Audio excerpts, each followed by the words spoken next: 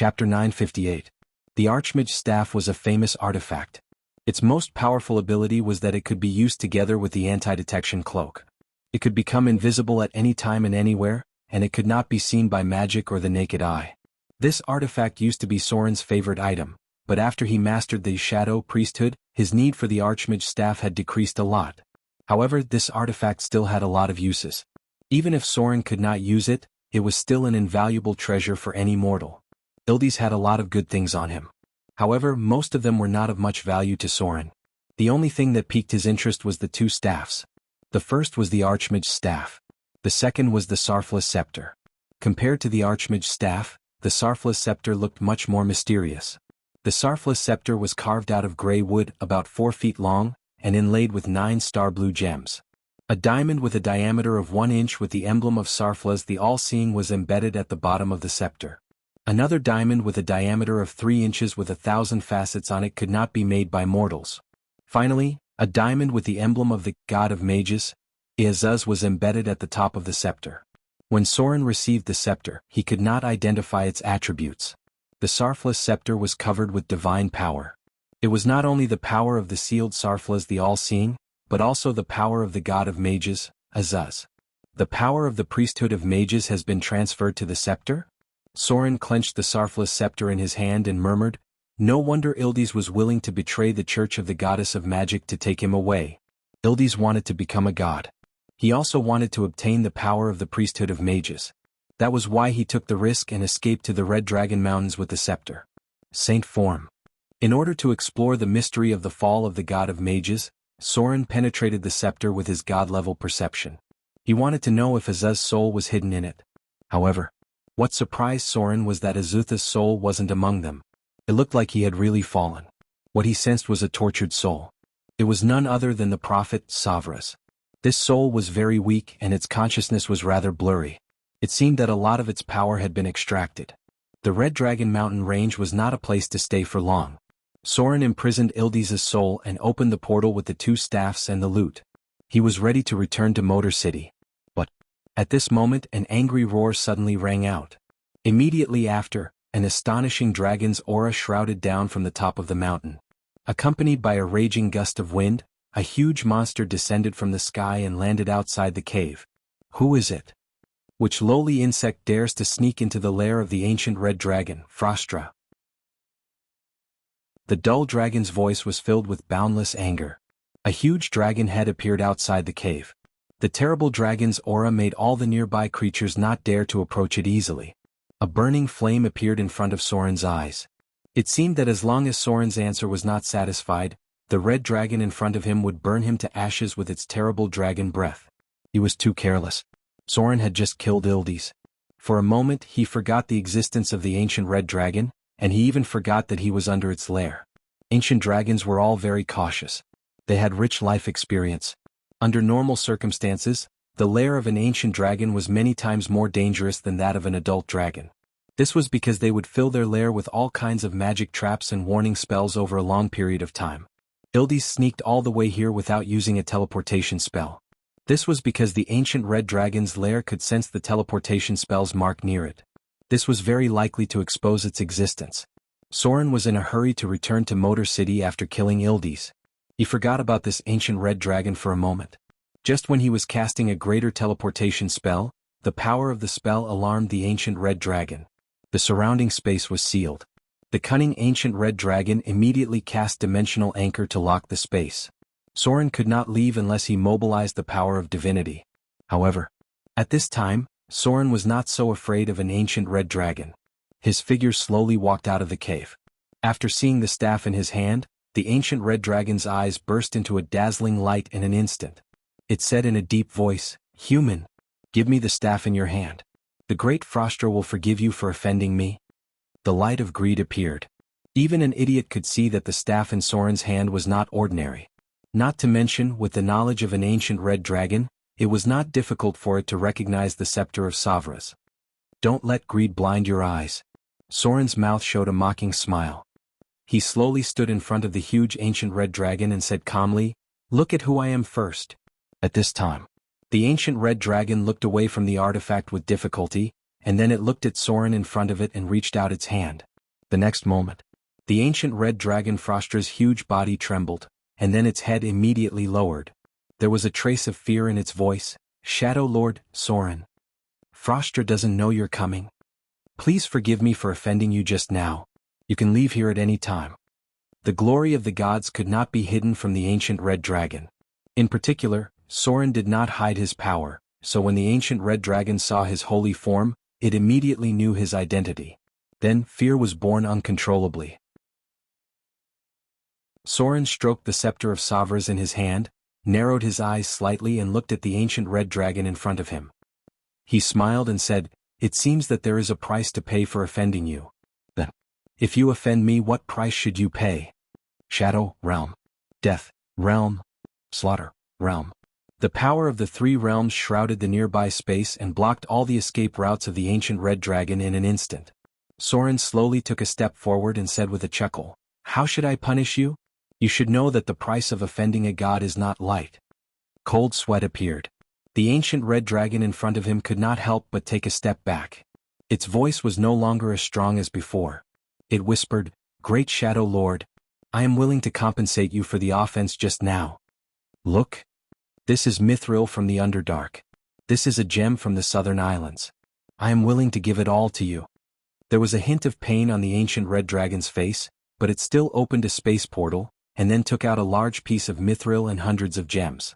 For the dragons, being willing to take out their own treasures as an apology was already a great concession. After all, they were all misers. Soren accepted it without hesitation. As Soren accepted these things, the ancient red dragon's face also showed a hint of relief, because this meant that Soren accepted its apology. If Soren did not take these things, it was afraid that it would be ready to fight immediately. Because no one could offend the majesty of a god and not pay the price. If Soren did not accept these things, it meant that the price it paid was not serious enough. The true god in front of it intended to make it pay a more painful price. P.S. First update. There is another chapter today.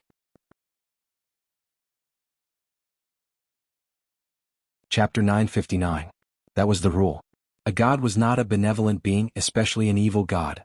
Soren looked at the ancient red dragon in front of him.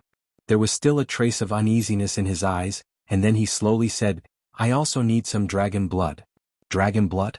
Facing Soren's request, the ancient red dragon did not hesitate to cut open its forelimbs with its extremely sharp dragon claws. Then a large amount of dragon blood gushed out. It collected it with magic and then respectfully sent it to Soren. After offering a large amount of dragon blood with both hands, the ancient red dragon's expression became much more relaxed. Because it was normal to offend an evil god with blood as the price. It had just offered an apology, but that was only its will. Whether the evil god was satisfied with it was another matter. But Soren asked for dragon blood, which meant that he was willing to let go of the ancient red dragon in front of him. Offering treasures and dragon blood. In the ancient red dragon's view, Soren's request was very reasonable. It was very consistent with the identity of an evil god, and it was secretly relieved. For an ancient red dragon that weighed more than 50 tons, a little bit of dragon blood was nothing. The price of angering a mid-level divine evil god was something it could not bear. Soren waved his hand and put away the dragon blood. It was not the time to kill an ancient red dragon. Soren was 90% sure that he could defeat the ancient red dragon, but he was not 100% sure that he could stop the ancient red dragon from escaping. Because dragons could fly, and even a true god might not be able to stop them in the sky. Soren sealed the teleportation spell, but he could not seal the ancient red dragon's ability to fly. If the ancient red dragon ran away after attacking, then Soren would not be afraid. But if the ancient red dragon took revenge on Mordor City, it would definitely be a very troublesome thing. So either he didn't attack or he had to be 100% sure that he could kill the ancient red dragon. The light of the teleportation spell appeared again.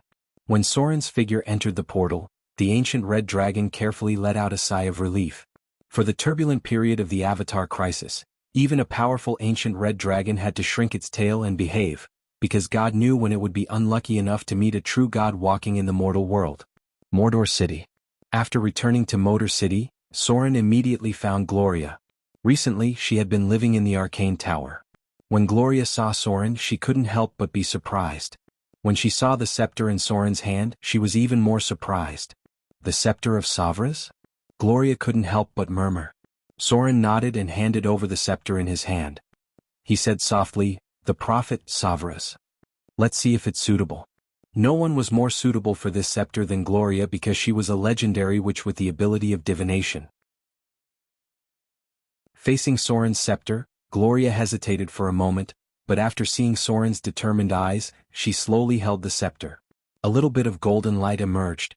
The moment Gloria held the scepter of Savras, the golden light of divinity emerged. The power from the prophet, Savras, was absorbed by her and integrated into her body.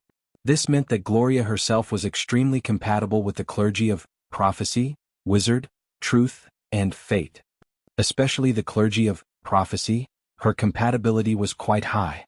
This phenomenon didn't appear on Soren because he only had a little compatibility with the clergy of wizard. The light of divinity shrouded Gloria. Her figure flew up automatically, and along with the light of divinity, Gloria's original silver-white hair gradually disappeared and turned into soft black hair again. The clergy of prophecy. The power from the scepter of Savras began to transfer into Gloria's body. This was the greatest benefit of the Avatar crisis, it was easier for mortals to absorb divinity. How do you feel? When the light of divinity dissipated, the Gloria in front of him was completely different. There was an additional golden light in her beautiful eyes, which meant that she had become a demigod, and it was easier for her to advance than Vivian. The clergy of prophecy was completely prepared for her. Whether it was strength or expertise, Gloria was extremely compatible with it. I saw something beyond the prophecy. A smile appeared on Gloria's face. She gently lifted the long hair hanging by her ear and said softly, "It's a wonderful feeling. I've never encountered such a situation before. Even if I didn't cast any spells, I could vaguely feel some things that would happen in the future." Soren nodded and waved his hand to stop Gloria from saying anything. He said seriously, "No matter what you see, don't tell me. The future is always changing. The fate you can see is just a branch of it. What you need to do now is to familiarize yourself with the power of divinity. As a new demigod, you must learn to control this power, not be controlled by it. Also, be careful of Sarflas in the scepter. Although I've sealed his consciousness, he's still alive. Although I have sealed his consciousness, you must be careful not to be influenced by him." Soren sealed Savras. That was why Gloria could so easily obtain the clergy of prophecy. However, he couldn't completely eliminate him because Gloria still needed to take the clergy of truth, fate, and mage from him. Azuz fell. A part of the clergy of mage returned to Savras. Gloria could not only have prophecy, but also the other clergies. However, if Gloria accepted these clergies, then her relationship with the goddess of magic would be very delicate. She was Soren's woman, so it was impossible for her to become a subordinate of the goddess of magic. This was something that had to be faced in the future, but there was no rush to deal with it now. After handing the scepter of Savras to Gloria, Soren came to the fallen witch's laboratory. The divine light just now could not be hidden from her. Obviously, the fallen witch already knew what Soren brought back. "Did you prepare something good for me?" After seeing Soren's figure, the fallen witch couldn't help but lift her long hair and smile. She said charmingly, "Don't forget that I'm also proficient in prophecy. I can feel that you've brought me something extraordinary." Solon smiled when he heard this. There was no need to be so polite to the fallen witch. He directly took out the Archmage staff and handed it to her. He said in a deep voice, "You still want to go to the sigil, right?" The fallen witch nodded and said softly, "If I want to build a real floating city, I have to go to the sigil." Soren also understood this point. He took off his cloak and handed it to her. He said, "This is the Archmage staff. It has the ability to permanently turn you invisible. This is the anti-detection cloak. No spell can detect your invisibility when you wear it." "I'm sorry. As a god, I can't enter the sigil, so I can only find these two things for you. You must be careful when you go to the sigil. If you encounter any danger that you can't deal with, use these two things to come back first. The floating city is not as important as you." The Archmage staff. The anti-detection cloak. This was a pair of divine artifacts. After wearing it, unless the enemy had the eye of truth, they would not be able to detect the existence of the fallen witch. Facing the two divine artifacts that Soren handed over, the fallen witch was silent for a while. Then she took them. But just as Soren was about to turn around and leave, she suddenly walked up to Soren and hugged him. She gave him a big kiss. It seemed that at this moment she didn't want to hide her thoughts at all. She didn't even care that Gloria could sense everything. She just hugged Soren and kissed him fiercely. And then, there was no more and then. P.S. Second update. Something happened 2 days ago. I'm tired and a little uncomfortable. Tomorrow will be the second update.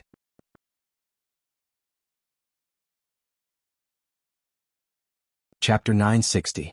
Sigil City was a very dangerous place. However, such an important place was very special.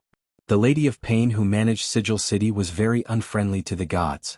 This unfriendliness was directed at all the gods, and there was no difference in treatment. Whether it was an evil god or a good god, whether it was from Mountain Paradise or the Bator Inferno, all the gods were treated the same in the eyes of the Lady of Pain. That was, she did not care about you at all. Sigil City was an absolute territory controlled by the Lady of Pain. Although her power was not the strongest in the multiverse, she was always the strongest in Sigil City.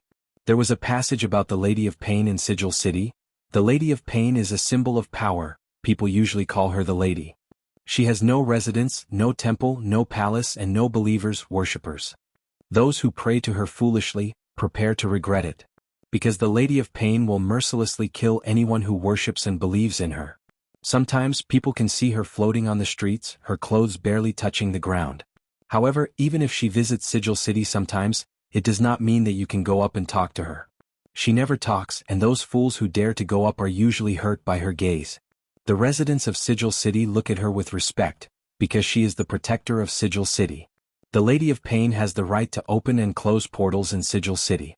In a neutral place like Sigil City, portals to other worlds are everywhere and people have to find them. Everyone would arrive at Sigil City in some way when they traveled through the various planes. However, other forces are not allowed to enter the cage of Sigil City, and these forces are mainly the other gods. All the doors are closed to them. Because of this, the other gods feel very discouraged, and they need to gain more believers, but the Lady of Pain stopped them. First of all, one thing was certain. Although the Lady of Pain was very powerful, she was definitely not a god. This was because since ancient times, no god would kill someone because of their belief and worship. However, the Lady of Pain did so, and more than once. She was an even more ancient existence. Even for the most powerful gods, the Lady of Pain was full of mysteries. It was precisely because of this that when the Arcane Kingdom was destroyed, something was left behind in the Sigil City. The gods couldn't enter the Sigil City, which led to some survivors of the Arcane Kingdom's era struggling at death's door in the Sigil City. They were the fallen witch's target. Soren had no way of entering the sigil. Even if he tried to force his way in, he might be attacked by the Lady of Pain or be imprisoned by her. It was said that greater divine powers had the right to enter Sigil City and were not afraid of the Lady of Pain. However, this was only a legend because death god Jianghu had never heard of anyone going to Sigil City for no reason. Soren was unable to enter Sigil City.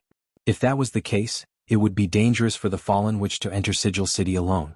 This was something that Soren had always been concerned about. He cared about the fallen witch. Perhaps the two of them used to be enemies, but after experiencing so many things, the fallen witch had proven herself. She was Soren's most important ally and an important woman by his side. The staff of Archmage made up for this problem very well. With the staff of Archmage, even if the fallen witch faced a god in the form of a saint, she could still escape if she couldn't win. The floating city was a very important thing, and the fallen witch had paid too much for it. Soren couldn't stop her from going to Sigil City, so he could only think of ways to increase the safety of the fallen witch. Motor City, Governor's Mansion, study. Soren sat at the desk. In front of him was a thick book that recorded everything about Sigil City. Sigil City? Soren slowly closed the book and murmured, "The gods are not omnipotent. There is such a place in the multiverse that they can't do anything about." About 30% of the research on elemental fission had been completed. Although it was still impossible to open the super-large anti-magic lock, it seemed that it was about to make the entire Motor City fly. The fallen witch needed some important information in Sigil City. For this reason she had already prepared to go, and after getting the help of Soren she had already begun to plan her itinerary. All the preparations were about to be launched. The fallen witch was about to go to Sigil City, Gloria was perfecting the golem factory and studying the prophecy clergy, Vivian was familiarizing herself with how to become a true god, and Soren had also begun the most important step before the plan. On this day, the most dazzling newcomer in Motor City, the talented rogue, the legendary rogue named Ugly Monkey, returned after completing the mission in Shipwreck Bay and was summoned to the temple by Soren. In the magnificent temple, the statue of Soren was in the center. After continuous transformation, Soren's temple had become a giant god temple, and when he was promoted to a greater divine power, the temple would be expanded to the size of a pantheon. Of course, the real pantheon should belong to a greater divine power, just like the real pantheon in the astral world, where all the gods had a mirror image in it. It was said that there was once a greater divine power god who ruled many divine systems, and the pantheon was also created at that time. Of course, legends were just legends and there was nothing that could be verified. Because so far, all the known gods had only appeared close to a greater divine power, but there had never been a true greater divine power. In the temple, Soren's figure appeared. He was shrouded in golden light, and in front of him was Ugly Monkey who was kneeling on one knee. This was a very good newcomer who rose in endless slaughter and promoted to legendary strength in just a few years. Although there was also Soren's favor, his ability and temperament were undoubtedly excellent. This was a talented, hard-working, and smart believer, and also the mainstay of Soren's church. But today Soren had an almost certain death task for him. Above the temple, Soren looked down at Ugly Monkey in front of him, and a majestic voice came out. "You proved your loyalty to me and also proved your ability to me. Now, I have a very important but dangerous task for you. Are you willing to accept it?" Ugly Monkey's figure knelt on one knee. His expression was solemn, and he looked at Soren resolutely and firmly. Then he lowered his head and humbly said, "I have already dedicated myself to my Lord. Death is not the end for me because I will always follow my Lord's footsteps." There was no hesitation. After hearing that Soren had an almost certain death task for him, there was no hesitation on Ugly Monkey's face, only determination and a hint of joy.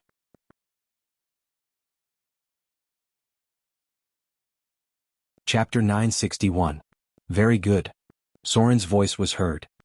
His golden eyes stared at the Ugly Monkey in front of him, and then he waved his hand and the light of divinity fell. Powerful divine power poured into the Ugly Monkey's body. Soren gave the Ugly Monkey some of the divinity in his body, and also a part of the power of the shadow divinity. God's chosen. Soren was creating a true God's chosen, or there was another name for this level of God's chosen. The chosen was an existence comparable to the saints. They could mobilize the power of the gods and they also had divinity. Other than being unable to become a god, their other abilities were very similar to the gods. There was only one way for an chosen to become a god, and that was to be promoted by the god they believed in. Under normal circumstances, no god would easily create an chosen. Because the cost of creating an chosen was not small, it meant that a part of their own divinity would always be reduced. The chosen had great power and they were also the channel of the gods. When necessary they could directly become the incarnation of the gods. If it wasn't for the importance and danger of this mission, Soren would at most create a God's chosen, and not an chosen. A huge amount of divine power poured into the Ugly Monkey's body. The golden light of divinity also appeared in his eyes. From now on, his position in the Shadow Church was second only to the High Priest and the Saint Cardinal Milan. He could mobilize more power than the Saint Cardinal, and he could use a part of the shadow divinity. Soren promoted him to chosen. A full 10 points of divinity were injected into the Ugly Monkey's body. With the gathering of the shadow divine power, he was now a little stronger than many demigods.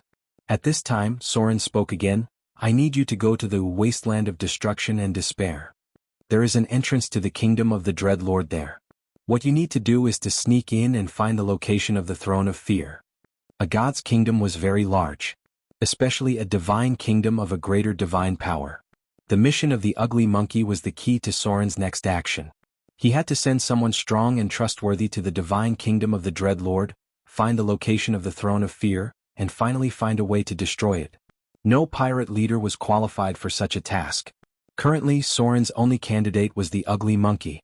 For this reason, he needed to promote the Ugly Monkey to his chosen one and bestow him with enough power. The Ugly Monkey knelt on one knee in front of the statue. He could feel the surging God spirit in his body. He lowered his head calmly and said, "I will not disappoint you, my lord." He didn't say much. After knowing the content of the quest, the Ugly Monkey knew that it was almost certain that it would die. His chances of survival were pitifully low. Entering the kingdom of a powerful evil god alone and finding the throne was almost impossible to estimate the danger. Even if he found the throne of fear in the end, once the petitioners and demons in the kingdom discovered him, it was almost impossible for him to escape the kingdom alive. Even Soren estimated that he had less than a 10% chance of surviving this quest. Soren didn't say anything. For such a loyal follower he should give enough rewards. But not now, but after the ugly monkey completed the quest or after he died. Attacking a divine kingdom was a very risky move. Any mistake could destroy the power of Mordor. Soren pondered for a moment. He waved his hand and opened a portal. He said slowly, "Let's go. I'll be watching you all the time." This sentence had two meanings. One was that Soren would always pay attention to the ugly monkey's movements. The other was that he would give the ugly monkey enough power when necessary. The ugly monkey humbly bowed his head. Then he didn't hesitate to step into the portal. Soren had already locked the destination with the ability of plane teleportation. The wasteland of destruction and despair. There were many cruel living environments in the lower plains, and the wasteland of destruction and despair was one of the cruelest. The wasteland of destruction and despair was not only uninhabitable, but it was so harsh that it was difficult for creatures to survive. This loaf contained a broad plain of black sand, a plain of plain granite, and a precipitous valley surrounded by steep, sharp walls of obsidian. Except for the river of blood, there was no water flowing through this wasteland. Although there was no sun in this plain, it was still very hot. There were no plants growing here, and there were almost no healthy creatures living here. Dark clouds covered the gloomy sky, and the earth was wrapped in darkness. Just like its name, this was a land full of destruction and despair. It was also the territory of the evil gods in the lower plains. There were 5 evil gods living in the wasteland of destruction and despair. They were the Dread Lord, the goddess of misfortune, Ben-Saba, the god of revenge, Hal, the goddess of torture, Lauvita, and the goddess of poison, Talona. Because of the outbreak of the Avatar crisis, the goddess of torture had been forced to become Soren's subordinate god, and the goddess of poison, Talona, had also fallen. At present, there were only 3 gods who occupied the dominant position in the wasteland of destruction and despair. They were the Dread Lord, the goddess of misfortune, and the god of revenge. This was a plain very close to the Abyss Bloody War. The original god of tyranny, Ban, lived here. After the Dread Lord replaced him, the position of the god's kingdom had been lowered, and it was getting closer and closer to the abyss. The kingdom of fear was in the place between the wasteland of destruction and despair and the abyss. The most important symbol in the wasteland of destruction and despair was the river of blood, which flowed all the way to the 8th layer of the abyss, the Sea of Blood. This was the territory dominated by the goddess of misfortune, Ben-Saba.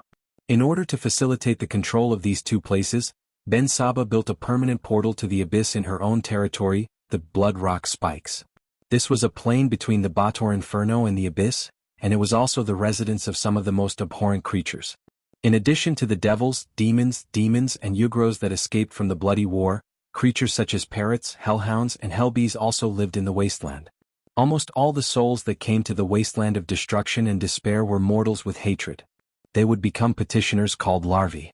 The larvae's appearance was very similar to the abyss worms, but there was a little difference. Most of the larvae were medium-sized worms, and their heads were similar to the appearance of mortals. Larvae, like the abyss worms, existed as currency, food, and materials. This was a very dangerous area. Because it was too close to the god's kingdom of the 5 evil gods, even the boldest adventurers did not dare to enter easily, because this place was more terrifying than exploring the abyss. At this moment, a flash of teleportation appeared. As the portal gradually disappeared, Ugly Monkey's figure appeared in a vast plain of black sand. As soon as he appeared, a hungry hellhound that was wandering nearby pounced on him in a frenzy. This was the wasteland of destruction and despair.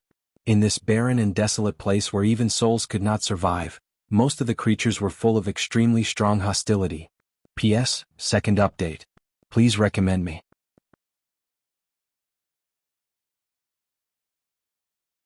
Chapter 962. The Hellhound was a very difficult creature to deal with. Especially in the wasteland of destruction and despair, the Hellhounds here were more ferocious than those in other planes. They wandered in the wilderness in groups, and any creature that could be eaten would be attacked by them. When there was an extreme lack of food, a fight would even break out among the Hellhounds. In the end, the weaker Hellhounds would die, and the stronger Hellhounds would have a full meal. Facing the incoming Cerberus, Ugly Monkey did not panic at all. He lightly shifted his feet and swung his sword in reverse. The sharp blade pierced through the Cerberus' throat. After a painful wail, the Cerberus stopped moving. After doing all this, The ugly monkey identified the direction and went into the shadows to explore the front. On the other side. In Mordor City, Soren had been watching the ugly monkey's every move. This was a very good believer. He was sophisticated and had a lot of experience. From the way he dealt with the hellhound just now, it could be seen that the ugly monkey had a deep understanding of how to deal with the enemy. If it was an inexperienced rogue, the hellhound would have summoned its companions. Exploring the Kingdom of Dread was a very difficult task. If it wasn't for the fact that there was no other way, Soren wouldn't send his best believer. During this time, he needed to keep an eye on the ugly monkey's movements until the other party entered the Kingdom of Dread. After entering the Kingdom of Dread, Soren would have to pay a little divine power if he wanted to observe everything with the ugly monkey's research. Mordor City. Laboratory. Today was a very normal day for Alice until a visitor came to her door. It was a woman covered in a large cloak. There was a dagger on each side of her slender and strong thighs. After she arrived at Alice's residence, she untied the cloak on her body, and then a beautiful face was revealed. This woman's appearance was very beautiful, but different from the women in the southern part of the continent. She had very obvious Eastern female features, a high nose, amber pupils, and a special flame emblem. Nightingale? There was a trace of surprise and joy on Alice's face. She stepped forward and hugged the woman in front of her. Softly she asked, "Why are you here?" The woman called Nightingale looked around, then smiled at Alice and said, "It seems like you're doing well here." Indeed. Compared to the desert shrouded in chaotic energy, this place is more suitable for your research. Alice's expression turned a little awkward when she heard the other party's words. No matter what, she was once a subordinate of the Eastern Empress. Although she wasn't as loyal to the Eastern Empress as the others, leaving like this was indeed a bit wrong. Nightingale looked at the other party's expression and smiled. "Don't worry. Her Excellency Dongfang Empress did not blame you. I came to Mordor City to deal with another matter." Nightingale's identity was very special. She was the most trusted bodyguard of the Eastern Crown Princess, a legendary dancer and assassin. She usually protected the Eastern Crown Princess. This time, she definitely didn't come to Mordor City for a vacation. There must be something important for her to deal with. Alice looked at the other party doubtfully. Since Nightingale came in person, something important must have happened in the Eastern Kingdom. Nightingale found a seat and sat down. Then she said softly, "What do you think of His Excellency Soren, the owner of Mordor City?" His Excellency Soren? Alice's expression was a little dignified. Although the other party hadn't said the reason yet, she felt that things were not that simple. So, after thinking for a while, she slowly said, "It's hard to comment on this excellency in words. But there is no doubt that he is a very outstanding, powerful, and charming excellency. He values order and rules, and he built the glorious Mordor City in just a few years. It's hard to comment on such a character in a few words, but there is no doubt that he is definitely the most outstanding man in the world." Nightingale fell into silence. After a while she whispered, "Values order and rules? Is that so? How does he treat his allies?" "Allies?" Alice fell into silence when she heard the words. She thought for a while and said, "Allies? His Excellency Soren values promises very much, so if he is an ally he should also abide by his promises, right? Did something happen?" Nightingale sighed and said, "Yes. Her Excellency the Eastern Princess is in trouble." The ancient evil appeared. Although the monks managed to invite the legendary cloud-climbing monk to seal the terrifying ancient demonic creature, the cloud-climbing monk was still a cloud-climbing monk. But many places in the Eastern Kingdom were still polluted. The entire southern part of the Eastern Kingdom had no harvest under the magic of the ancient evil, and the polluted land could not survive at all. Later a lot of things happened. The Eastern Princess was forced to take down the islands in the East Sea. Now, the entire Eastern Kingdom and the ports in the south are under our control. Alice frowned when she heard the words. She quickly grasped the key point and murmured, "The ports in the entire East Sea are under your control, including the Wave Sand Island and the Black Reef Island?" Nightingale nodded and said, "Yes." Alice frowned even more and said in a low voice, "You killed all the original allies of His Excellency Soren?" "Yes," Nightingale said frankly. Then she thought for a while and said, "These evil guys don't care about the life and death of others." After the ancient evil appeared in the Eastern Kingdom, Her Excellency the Eastern Princess expressed that she was willing to pay a certain price in exchange for their material assistance. "But I didn't expect them to be so greedy, and even their leader had excessive thoughts about Her Excellency the Eastern Princess. Let's kill all of them, said Yi Futian. The Eastern Kingdom was similar to the city-state model. There was no real kingdom in the entire Eastern Kingdom. Many cities were ruled by secular forces, monasteries, and nobles. The existence of the Eastern Princess was like the queen of the central city-state. She secretly controlled about 1/3 of the Eastern Kingdom, and she also had her own forces in many cities. Alice thought for a while and said, "You came here in person this time to replace those original people as partners of Mordor City?" Nightingale shook her head and said, "Not just Mordor City. My mission this time is to get the recognition of His Excellency Soren. Her Excellency the Eastern Princess hopes that we can become allies of a true god." Alice looked at the other party and said, "When did this happen?" Nightingale seemed to know what she was asking and immediately said, "A few days ago. At present, the fleet of Mordor City should not have returned yet. Don't worry. We didn't attack them. We know the severity of this kind of thing. The news should not have been sent back yet. I came here first, and there was an official messenger sent by Her Excellency the Eastern Princess." Alice thought for a while and then said, "What do you need me to do?" Nightingale smiled and said softly, "Help us persuade His Excellency Soren and let him accept our control of the East Sea. We won't change any of the rules he set. It's just that we will be responsible for all the trade in the Eastern Kingdom in the future. His Excellency Soren will just change a partner and nothing else will change." Alice let out a sigh of relief and said softly, "If that's all, I can try to help." "Have those people been dealt with?" Nightingale nodded and said, "They've all been dealt with. Don't worry. We won't be careless about this kind of thing. For an evil god, there are some rules that he cares about very much. We won't make such a low-level mistake." Alice thought about it seriously and said, "That's good. You come with me tomorrow to meet His Excellency Soren. This matter must be dealt with, otherwise if Mordor City is angered, the consequences will definitely be more serious than you think." The next day. Today, Soren received very bad news early in the morning. The news came from the Eastern Kingdom, and the content was related to Soren's past partners.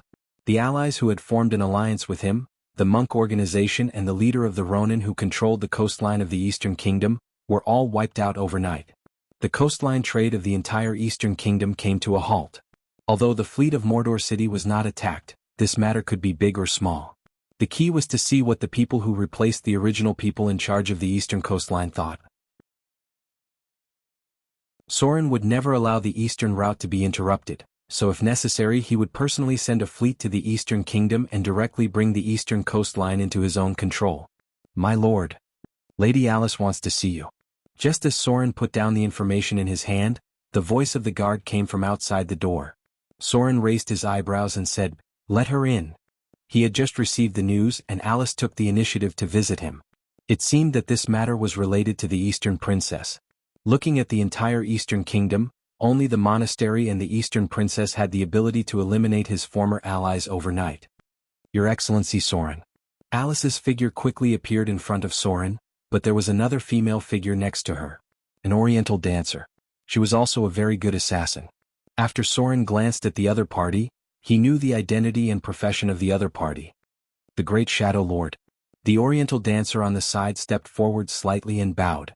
She didn't know whether it was intentional or not, but her full breasts and cleavage were exposed in front of Soren. She raised her head and smiled, "My name is Nightingale. I am the personal guard of Your Excellency the Eastern Princess. I came to Mordor City this time for the change of the owner of the East Coast. We are not hostile.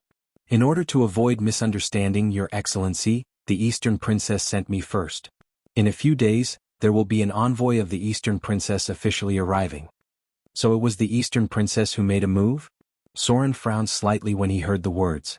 Seeing his frown, Alice and Nightingale next to him couldn't help but be nervous because this was a terrible true god. Once he was angry, the consequences would be absolutely unimaginable. Soren paused for a moment, then his eyes fell on Alice next to him. Then he withdrew his gaze and said lightly, "Sit down and talk." It seemed that he had made the right bet. When Nightingale saw Soren's expression, she knew that her decision was right. It was a wise choice to find Alice before meeting Soren officially. Or else. At this moment, Soren's attitude towards her would definitely not be so friendly.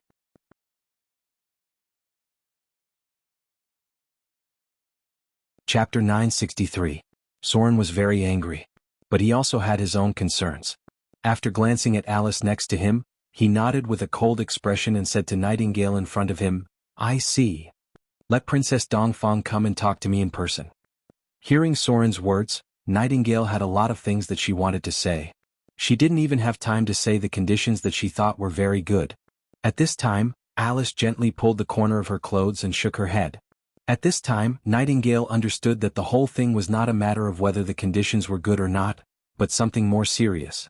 There were some things that she didn't understand, but Alice, who was beside her, already knew. When Solon opened his mouth, Alice heard an unquestionable tone from his mouth. "That's good." Nightingale bowed respectfully to Soren, then said, "I'll pass the news to Princess Dongfang immediately." After that, Alice pulled Nightingale away. Before walking out of the room, Alice turned to look at Soren, then bowed slightly to express her gratitude. As a smart person, she knew very well that Soren's attitude today was completely because of her existence. She couldn't refuse Nightingale because Princess Dongfang had raised her. Many dancers were orphans raised by Princess Dongfang since childhood, and Alice was one of them. Soren's behavior this time was tantamount to helping her return the favor, and then she had to make a decision that was to really belong to Mordor City, or to still side with Princess Dongfang in her heart. Arcane Tower, Astrology Platform. Gloria looked at the information sent in front of her, then looked up at Soren and whispered, "You made the right decision. Mordor City doesn't have much spare power to control the Eastern Kingdom now. The Wind Spear Hills and the South Coast have already restrained half of our forces. Even if we take down the East Coast, we have no spare power to control it." Gloria said to control, not to occupy the East Coast. With the strength of Mordor City, it was not difficult to send troops to the East Coast, but occupying did not mean ruling. The energy and manpower needed to control the East Coast were unimaginable, and there were also differences in civilization and the power of the local nobles. If they wanted to completely control the East Coast, Mordor City must send a fallen witch-level existence to personally guard the East Coast, but at present this was impossible. This was also Soren's biggest concern.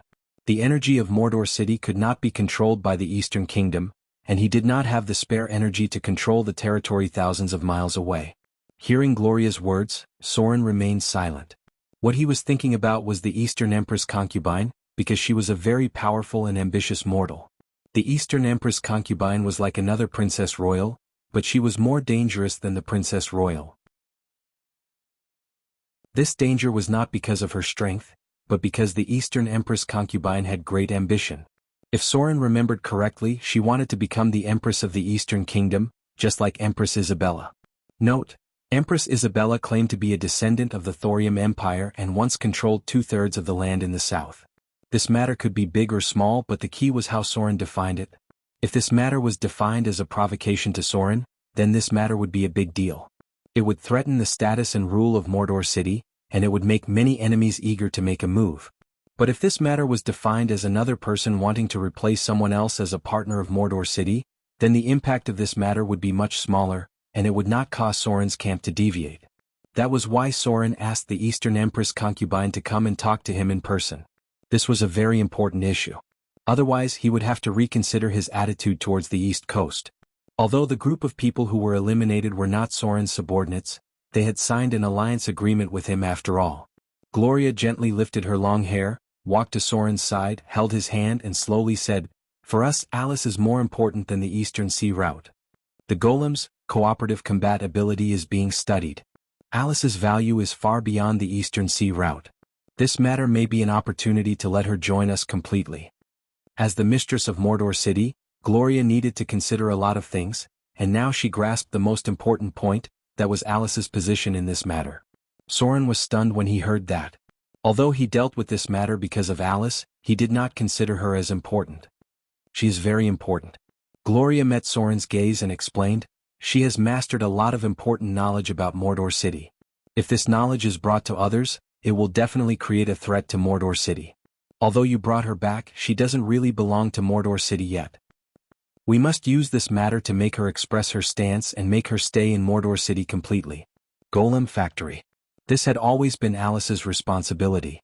Her field of research also included the production of golem puppets. Soren didn't know the value, but Gloria knew very well that Alice already had the ability to build a golem factory independently. This alone meant that she couldn't leave Mordor City. Okay. Soren nodded and said, "I will take care of this matter." Gloria smiled and shook her head and said softly, "You need to deal with the Eastern Empress concubine. Leave Alice to me. I'll talk to her in person." As a true god, the ruler of Mordor City, Soren was actually not suitable to talk to Alice in person, because this was tantamount to forcing her to express her stance, and there was no room for maneuver. But if Gloria talked to her, then the situation would be eased a lot. As the mistress of Mordor City, Gloria knew this very well, so it was obviously more reasonable for her to talk to Alice. Soren soon realized this. He thought for a moment and said, "Okay. I'll leave it to you to talk to Alice. I will deal with other things in the Eastern Kingdom." Because of the outbreak of the Avatar crisis, the trade of the Eastern Kingdom had shrunk by about 1/3. Although this money was not a lot, Soren valued the influence of the Eastern Kingdom and Mordor City's ability to control the sea. If the East Coast was out of the control of Mordor City, then the nature of the whole thing would be much more serious. Soren didn't care about the money. Soren didn't care who did business with him. What he cared about was Mordor City's absolute control of the sea, and Mordor City's absolute hegemony over the four seas. Mordor City was an island in the sea. If the control of the sea was challenged, then the consequences would become quite serious. P.S. First update. Grandma was discharged from the hospital these 2 days. Fu Tu also caught a cold recently.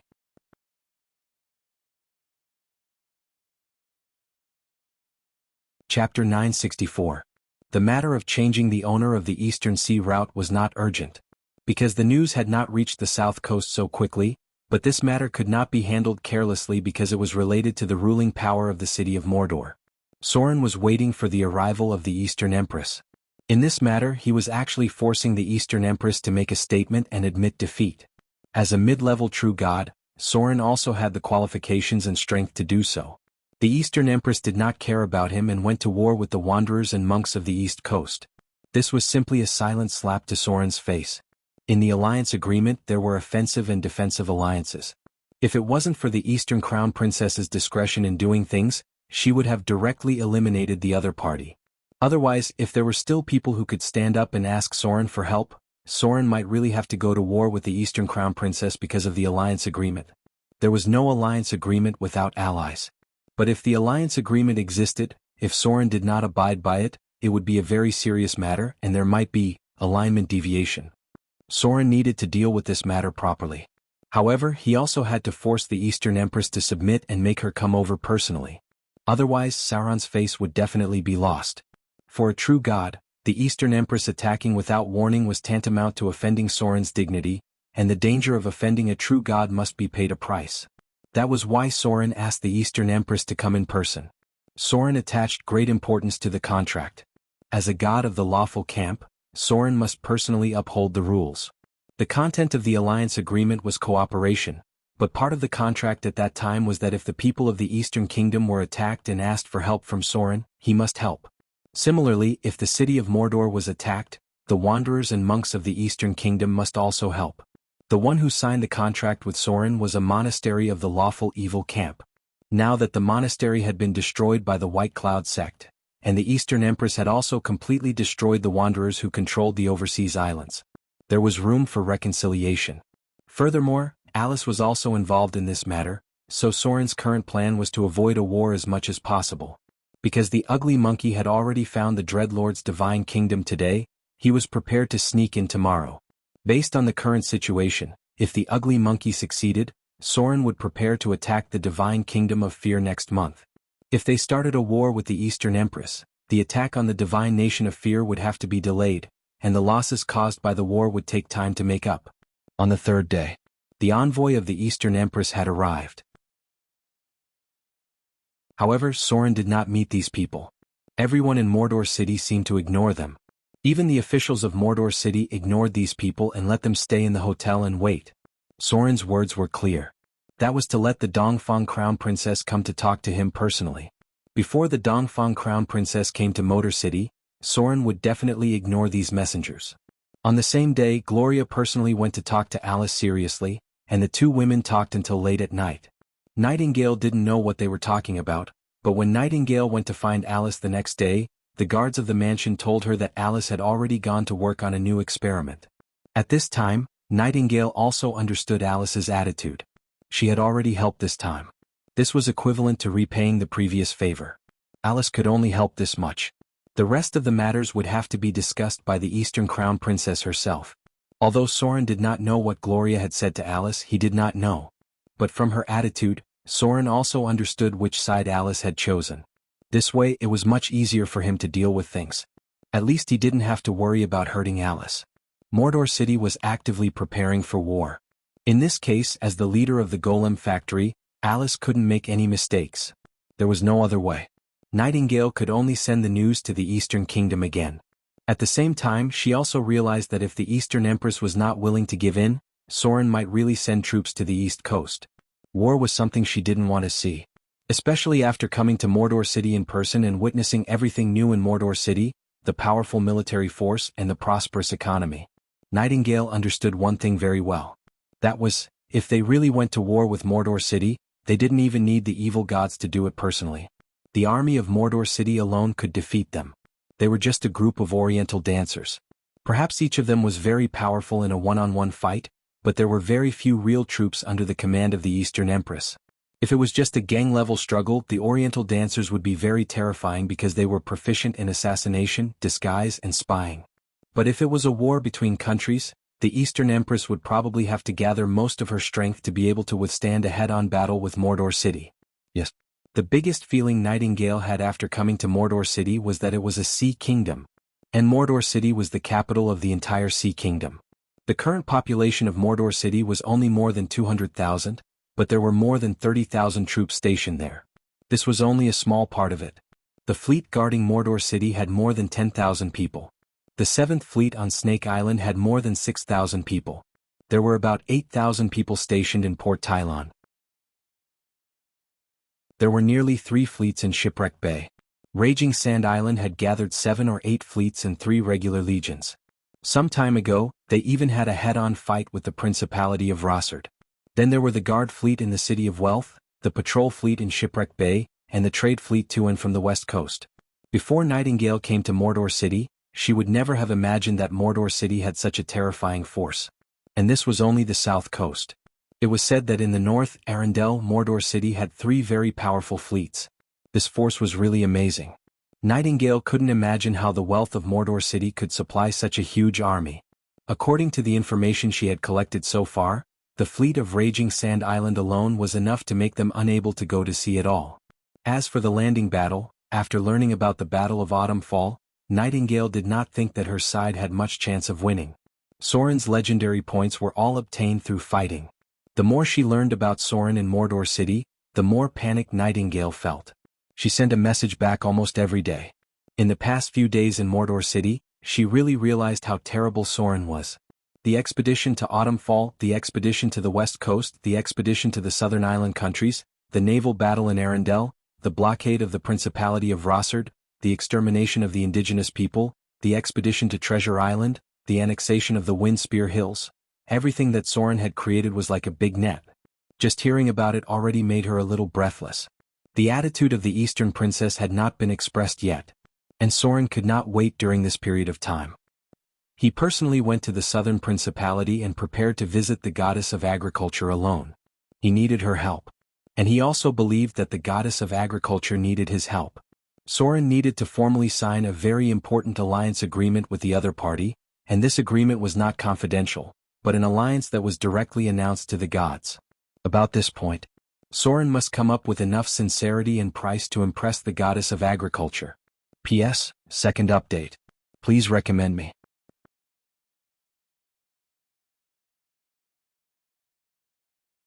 Chapter 965. The Goddess of Agriculture was a very special existence among the gods. First of all, she was the daughter of Mother Gaia, so she had a special status in the natural god system. Because the greater gods of the natural god system had fallen or left, the entire natural god system was dominated by the Goddess of Forest and the Goddess of Agriculture. The Goddess of Forest was the daughter of Father Oak, and the Goddess of Spring Water and Peace was her sister, but served the Goddess of Agriculture. The aforementioned Goddess of Unicorn was her mount in battle. The Goddess of Forest and Ranger had always been the one to maintain the status of the natural pantheon. Even if she was only a mid-level god, no powerful enemy would dare to ignore her. This was because part of the power of Father Oak had been inherited by his daughter, the goddess of forest, Marikai. The other part of the natural god system was composed of the goddess of agriculture. She represented the peaceful coexistence of nature and intelligent creatures, but of course, the relationship between humans and nature. The existence of agriculture balanced the plundering and destruction of the natural world by humans. The teachings of the goddess of agriculture were not completely biased towards humans. She was loved by the Druids because she hoped to develop agriculture to reduce humans' demands on the natural world. If agriculture could meet most of the basic needs, then the destruction of nature and forests by humans would be reduced a lot. At present, this was correct because in places where the goddess of agriculture had a wide influence, agriculture was more developed.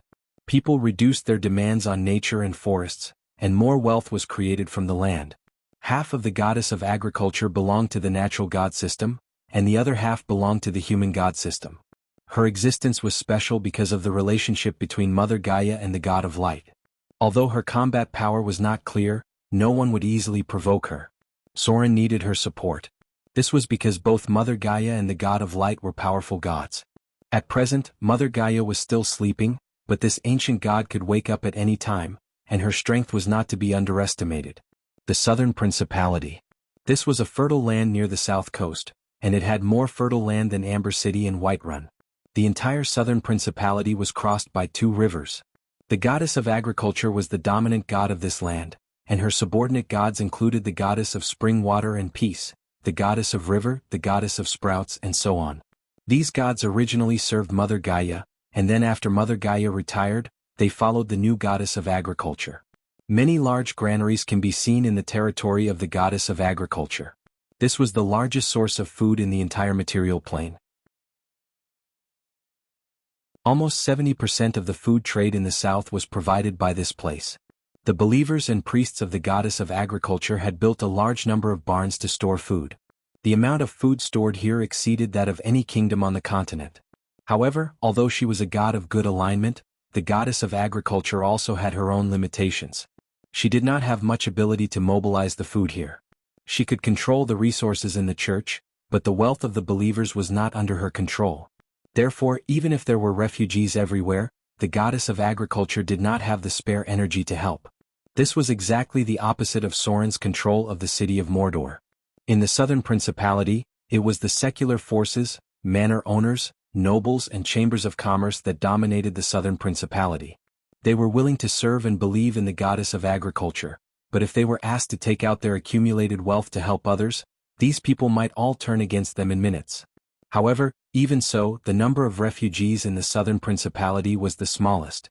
The nobles formed an army to guard against evil creatures and prevent refugees from entering this fertile land. The entire Southern Principality's farming was 2-season, which was incomparable to the outer islands. Almost every town and village here had an altar and temple of the goddess of agriculture. After every harvest, a grand harvest festival would be held here. Soren's destination was Harvest City. A city protected by the goddess of agriculture should also be the most beautiful city in the material plane. This was a garden-like city. Soren saw many beautiful manors before he got close. These manors were almost planted with many flowers and plants. It looked like a retro-futuristic city green, but it was much more harmonious and beautiful. This was where the true believers of the goddess of agriculture were. They were called herders by the outside world. Most of them were gardeners, farmers, and droll. They pursued the balance of nature and agriculture. Although they served for farming, they still loved nature. The biggest difference in this city was that all the fertile land would not be transformed into farmland. Along the way, Soren saw many fertile fields, but they were transformed into beautiful gardens by these people. He had to say, the goddess of agriculture did create a dreamlike garden city in the material plane. Soren walked on the wide and flat road. He was observing the entire Harvest City, and through this observation, the goddess of agriculture's truest thoughts, just like the order, rules, and promises of Mordor City. That was Soren's true thoughts, so it extended to the interior of Mordor City. It was difficult for people who ignored the order to survive in Mordor City. This was the influence of the gods on the secular world. This city also represented the idea of the goddess of agriculture. Because the gods had their own ideas, and this idea was first fed back to the core territory controlled by the church. It seems that the goddess of agriculture advocates the balance of nature and agriculture. Soren watched all this silently. He could feel the calmness and peace of the goddess of agriculture. She did not want to turn her back on nature, but she could not bear to be hostile to human beings, so she tried to act as a balancer among them. This land retained the beauty of nature. Unlike other places in the southern principality, most of the fertile land had been transformed into farmland as much as possible. There were dense and beautiful forests, small and exquisite gardens, and granaries erected next to the village. In the distance there were dug rivers and streams. This was a beautiful land.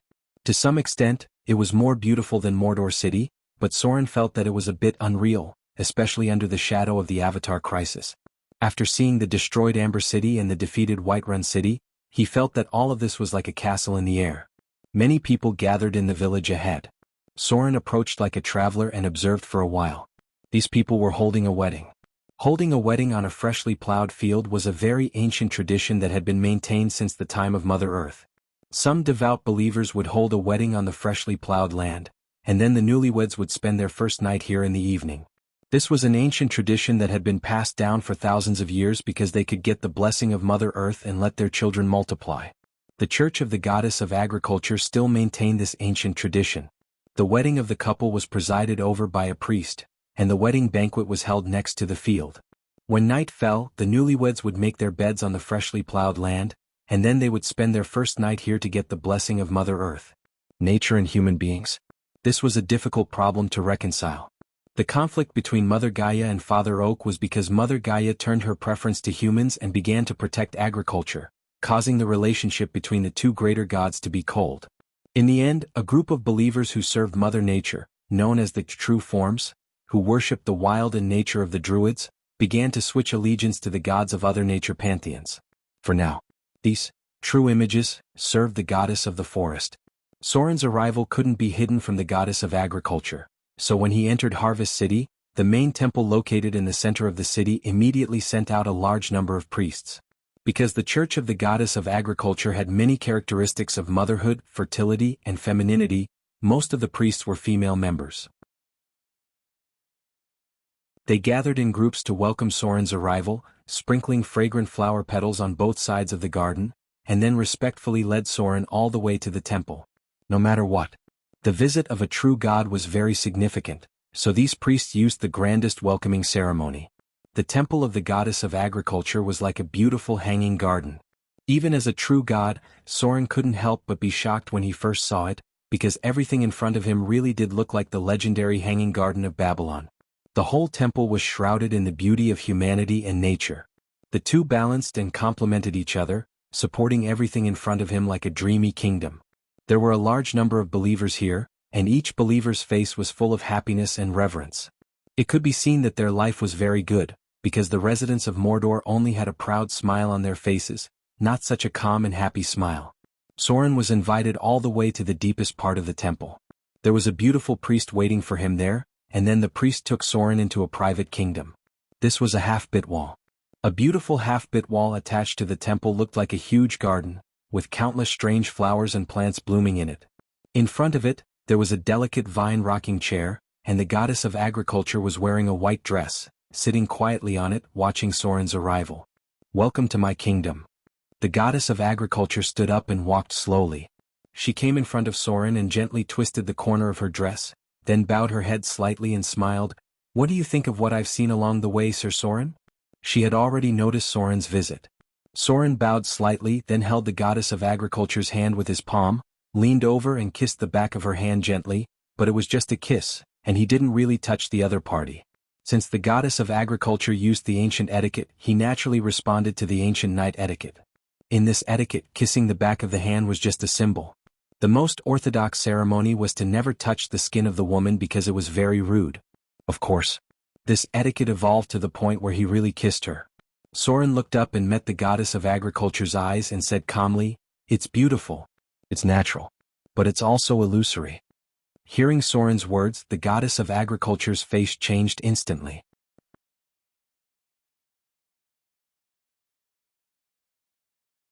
Chapter 966. There was a trace of displeasure on the goddess of agriculture's face. She had sacrificed a lot for her beliefs, and Soren's words obviously had a trace of negation to all of this. If it were other gods with a more violent temper, they would have already turned hostile, but she was the goddess of agriculture after all. At this moment she just quietly looked at Soren, waiting for him to say what he was going to say next. The goddess of agriculture thought that Soren would say a lot of things. But Soren did not do so. He just smiled and sat on the recliner in front of the goddess of agriculture and said calmly, "You should have been to other places, right?" The goddess of agriculture frowned slightly when she heard this. Soren looked at the beautiful scenery around him and smiled. "It's really good here. Much more beautiful than my country. I've traveled to many places along the way and some cities have been completely destroyed. Countless people have been displaced and many people are starving. North of the Agate River, you can see piles of bones everywhere, both human and other creatures. The peace and beauty here is only because the manor owners and nobles have stopped the refugees from approaching. They have been turned away and blocked on the other side of the river." Soren sighed softly and then said, "I don't deny your ideas. It's just that everything you want to create can't be created with the current foundation of civilization in the material plane. If it's just a small place, you should be able to realize your ideas here. But this is only the southern duchy, an insignificant place in the whole continent, and a very small piece of land in the material plane. The area of the southern duchy was not as large as the south coast. It was about 1/30th of the continent's area, and an even more insignificant place in the whole material plane. Arendelle was more than 3 times larger than this place. The influence of the goddess of agriculture had always been limited to this land, and as long as she left this land, her influence would decline sharply." "What are you trying to say?" The goddess of agriculture's tone was a little unhappy. Soren looked up and met her gaze and said seriously, "You have the most believers in the material plane, and you have also inherited the priesthood of Mother Earth. But have you ever thought about why you haven't been able to advance to a great divine power until now?" "Yes." The goddess of agriculture had always been a mid-level divine power. Although she had the most believers in the material plane, the power of her godhead still hadn't improved. If Soren only had a few 100,000 followers, then the goddess of agriculture had at least a few million followers. Almost every race related to agriculture had her followers, but such a large number of followers was still not enough for her to become a greater divine power. The reason was very simple. Although the believers of the goddess of agriculture were huge, the quality was not up to standard. Farmers were the ones who believed in the goddess of agriculture the most. This was a very large base, but this base also meant that their faith was not devout enough. Every farmer would pray to the goddess of agriculture before sowing and harvesting, but that was it. There were too many pan-religious farmers, and it was impossible for 10 pan-religious farmers to lose out to one more devout believer. The goddess of agriculture's priesthood and her church's practices made it impossible for her to cultivate enough fanatics. Therefore, even if she had a large base, the number of fanatics she had was probably less than 1/10 of Soren's. This was also the reason why the goddess of agriculture had not been able to level up for so long. Other than the territory of Harvest City, her church could not fully control the southern duchy. Hearing Soren's words, the goddess of agriculture could not help but fall into deep thought. Soren continued, "I've been to many places along the way, and I can see that although there are your shrines everywhere, these manor owners and nobles only know how to ask for your help. They believe in you not because they really worship you, but because you can bring them a good harvest. I heard that several oracles of the church have been rejected by the nobles recently." The goddess of agriculture had issued an oracle to accept refugees from the outside world, but this oracle was disobeyed and was not carried out at all. The goddess of agriculture's expression was a little uneasy. She said in a cold voice, "Why are you here? Are you just mocking me?" Soren shook his head. He stood up and walked in front of the goddess of agriculture, then stretched out his hand and said softly, "On the contrary, I'm here to seek cooperation, and to help you become a greater divine power." "Help me?" The goddess of agriculture looked at Soren in confusion. Soren's priesthood was very different from hers. She did not know how Soren could help her. "Civilization." Soren seemed to see the doubts in her heart and said slowly, "Only a strong enough civilization can change all of this. Without enough civilization as a foundation, ignorance and barbarism will never be able to realize your ideals. And I can help you do this." The goddess of agriculture laughed and said with a hint of sarcasm, "Civilization? The civilization of the Arcane Empire?" "No." Soren shook his head and said, "It's more rational than the Arcane Empire. What I want to create is a more harmonious civilization, a peaceful coexistence between man and nature. Although I haven't done it yet, I have seen to what extent I can eventually achieve in the future." The goddess of agriculture fell into deep thought. After a long time she looked up and said softly, "What do you want? What are you going to pay?" Soren looked into her eyes and said seriously, "I need you to form a real alliance with me. And what I'm paying is a vow." "A vow?" The goddess of agriculture looked up with great interest and said, "What vow?" Soren smiled and said seriously, "In the name of the true God, I vow to protect agriculture." Surprise. The goddess of agriculture looked up in surprise and suddenly chuckled playfully, "Are you going to vow to fight for me?" Soren shook his head.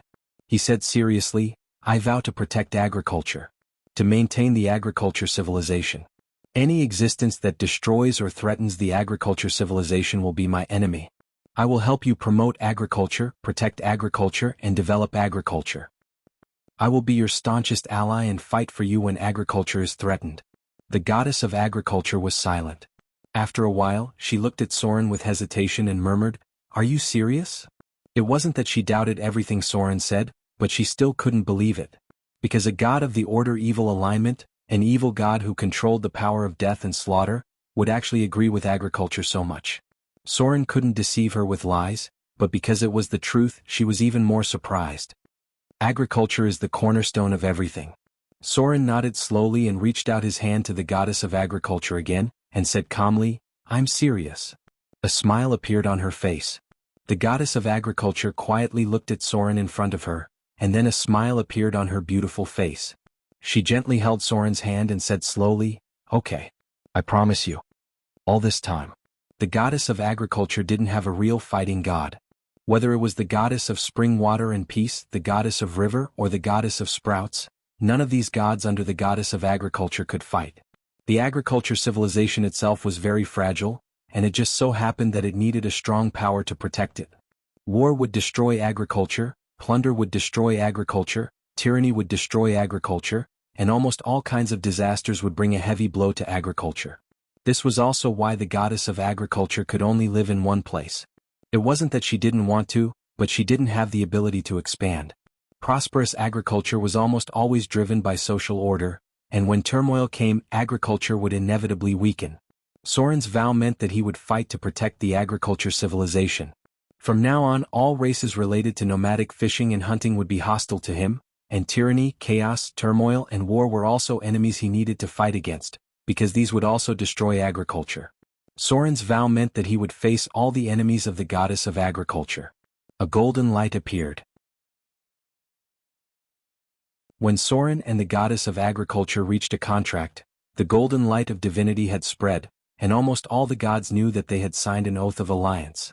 Although the two gods didn't announce the content of the oath, this kind of oath that all the gods could sense was at least at the level of the pantheon, which meant that they could only make an oath in the name of a true god. At the same time, a short oath also echoed in the ears of the other gods. "In the true name of Soren, I swear to protect agriculture." It was a very simple sentence. But the chain reaction was huge.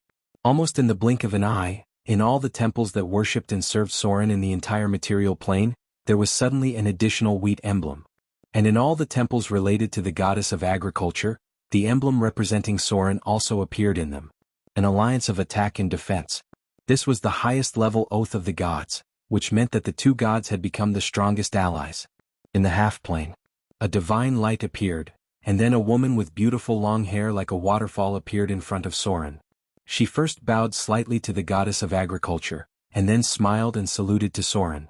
"Lord Shadow. Goddess of spring water and peace, Edis, a lesser god and also a god of the goddess of agriculture. The most hostile god was the god of the hunt, Malor. Perhaps because Malor died in the hands of Soren, she was very friendly to Soren. Then the light of two other gods appeared. After Soren and the goddess of agriculture made an oath, her three gods arrived immediately. The figures of the river goddess and the sprout goddess appeared in the half-plane. They nodded slightly to Soren, and then turned to look at the goddess of agriculture in confusion. All of this was completely unexpected. No one would have thought that Soren and the goddess of agriculture would suddenly make such a high-level alliance.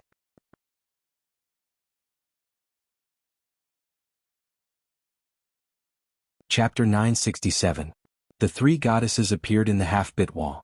However, unlike the friendly attitude of the goddess of spring water and the goddess of peace, the river goddess had a cold expression, while the sprout goddess was a little hostile toward Soren.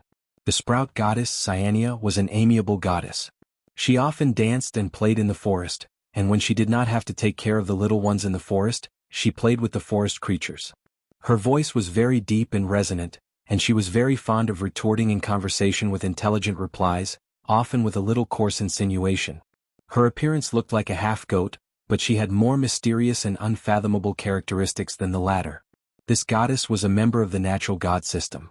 Legend had it that she was the embodiment of the collective spirituality of the forest spirits.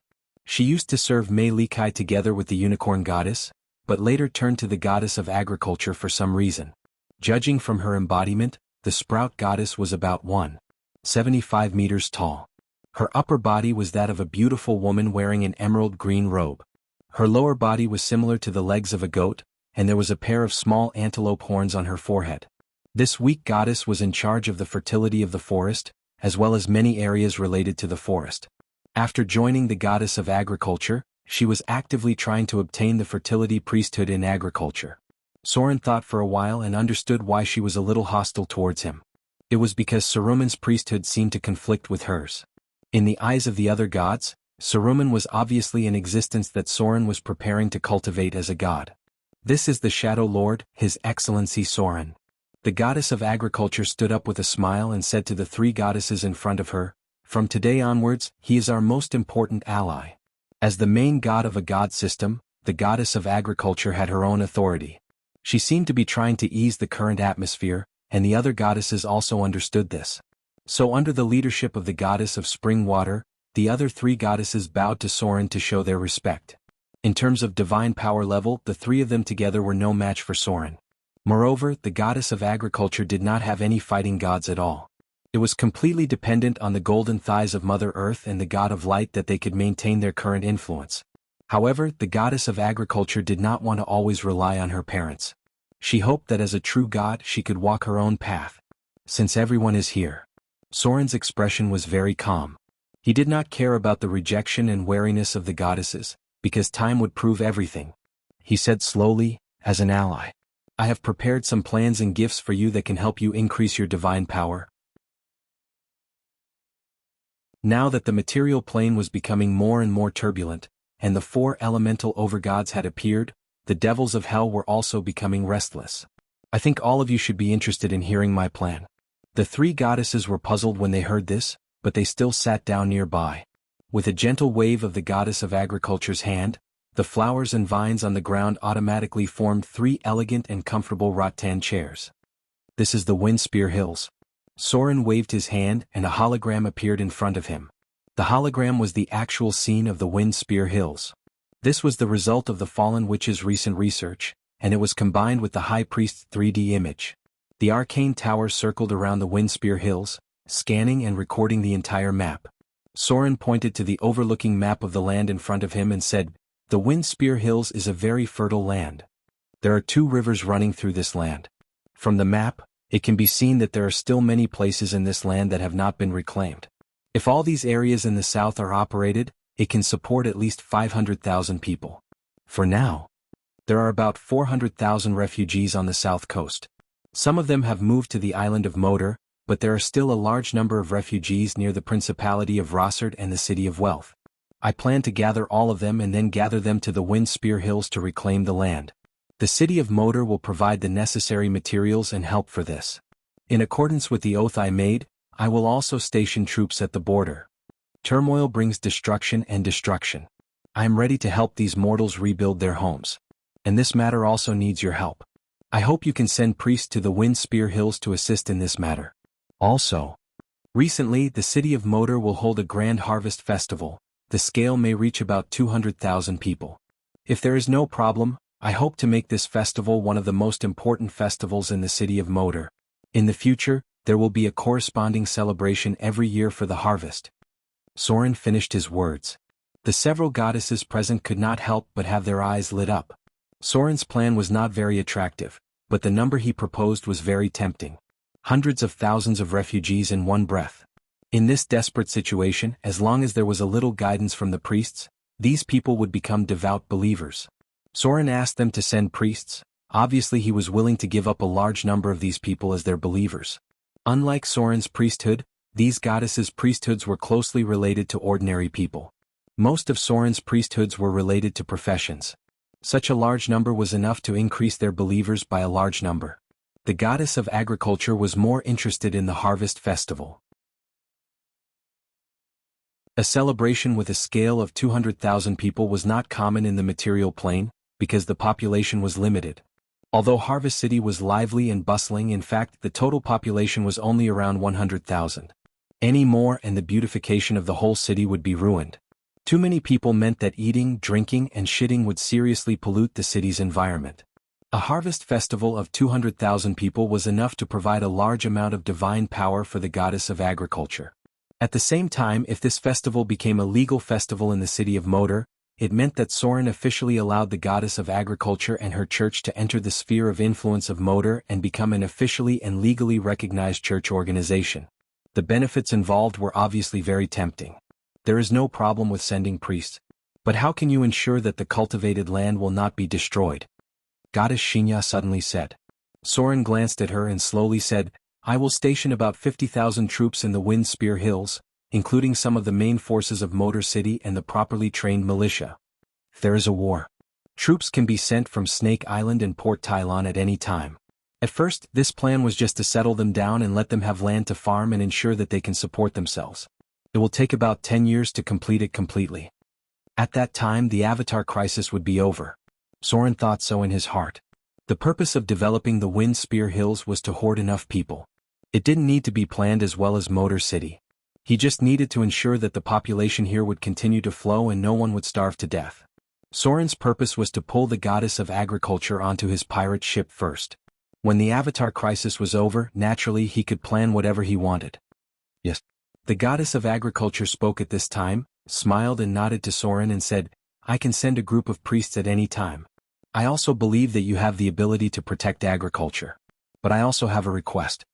Soren raised his head and said, What request? The goddess of agriculture drew a circle on the map, which was about 3,000 square kilometers, including the fertile land upstream of the river and a large area of dense forest, and said seriously, All this land belongs to our church. Secular and church. It seemed that the goddess of agriculture had also learned her lesson. She knew very well that she could not have enough influence in the southern principality because the church itself did not have much land. These lands belonged to nobles and merchants. The goddess of agriculture only had influence but no decision-making power. She was ready to make some changes in her heart, but in order to do so, she must also have certain resources in the secular world. What Soren did in Motor City made her want to test it herself. She wanted to know if more things could be done if the church controlled more resources and power in the secular world. Soren fell into deep thought when he heard this. The other three goddesses also looked thoughtful. Although the gods had great power, most of their influence on the secular world was determined by the church.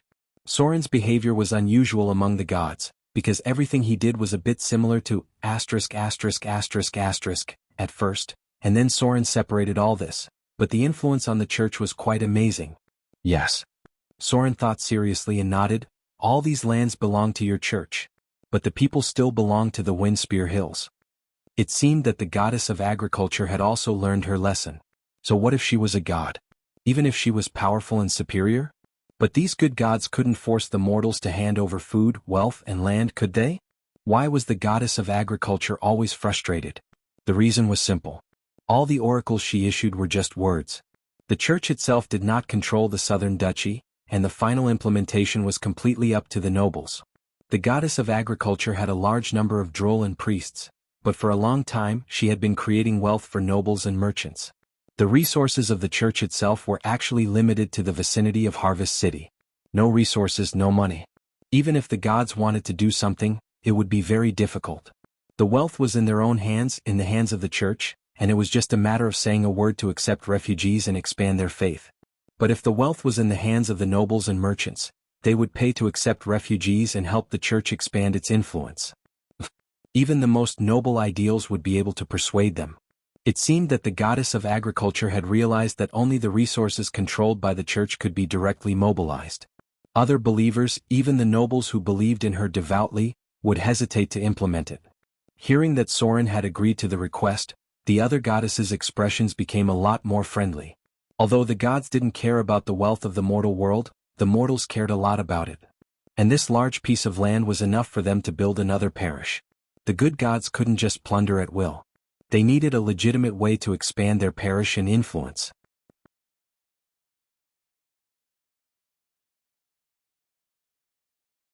Chapter 968.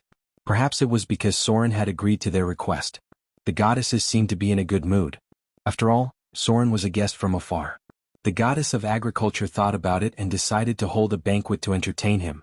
It was very easy for the gods to hold banquets, and there was no need to bother those mortals at all. As the goddess of agriculture clapped her hands gently, a group of lovely flower fairies flew out of the lush forest in front of her. They were only the size of a palm, like pocket-sized little fairies. These flower fairies brought honey and fruit. The goddess of river picked up a conch and blew towards the river, and more than 10 beautiful water fairies came out. They were holding plates made of beautiful shells, and there were all kinds of aquatic products on them. The goddess of spring water tapped gently on the ground with her snow-white toes, and immediately, a clear and sweet spring water automatically turned into a small fountain, shining with colorful brilliance under the sun. The goddess of sprouts summoned a large group of gorgeous birds, and they played a music movement with all kinds of chirps. Soren was a little stunned. In fact, although he was the owner of Mordor City and a mid-level divine power god, he had never experienced the enjoyment of a god-level god. Many nobles lived much more luxurious lives than him. As for using divine power to hold a banquet, he had never studied a similar spell. Looking at the extremely skillful movements of the goddesses, as if everything was so natural, it was obvious that it was not the first time these goddesses had used similar spells. It seemed that the rumors were true, and the gods of this world were really good at enjoying life. It was said that some gods had also developed the banquet spell. As long as they cast a 6-circle or 7-circle spell, they could automatically create a large amount of wine, food, chairs, and even a garden square out of thin air. Soren felt that if he had time, he should also learn the extra-dimensional mansion spell. The banquet did not take up too much of Soren's time. The goddess of agriculture was a very active person. In the afternoon of the same day, the goddess of agriculture conveyed an oracle to the church, and then many priests and droll in the southern duchy were summoned. There were a large number of priests and droll under the command of the goddess of agriculture.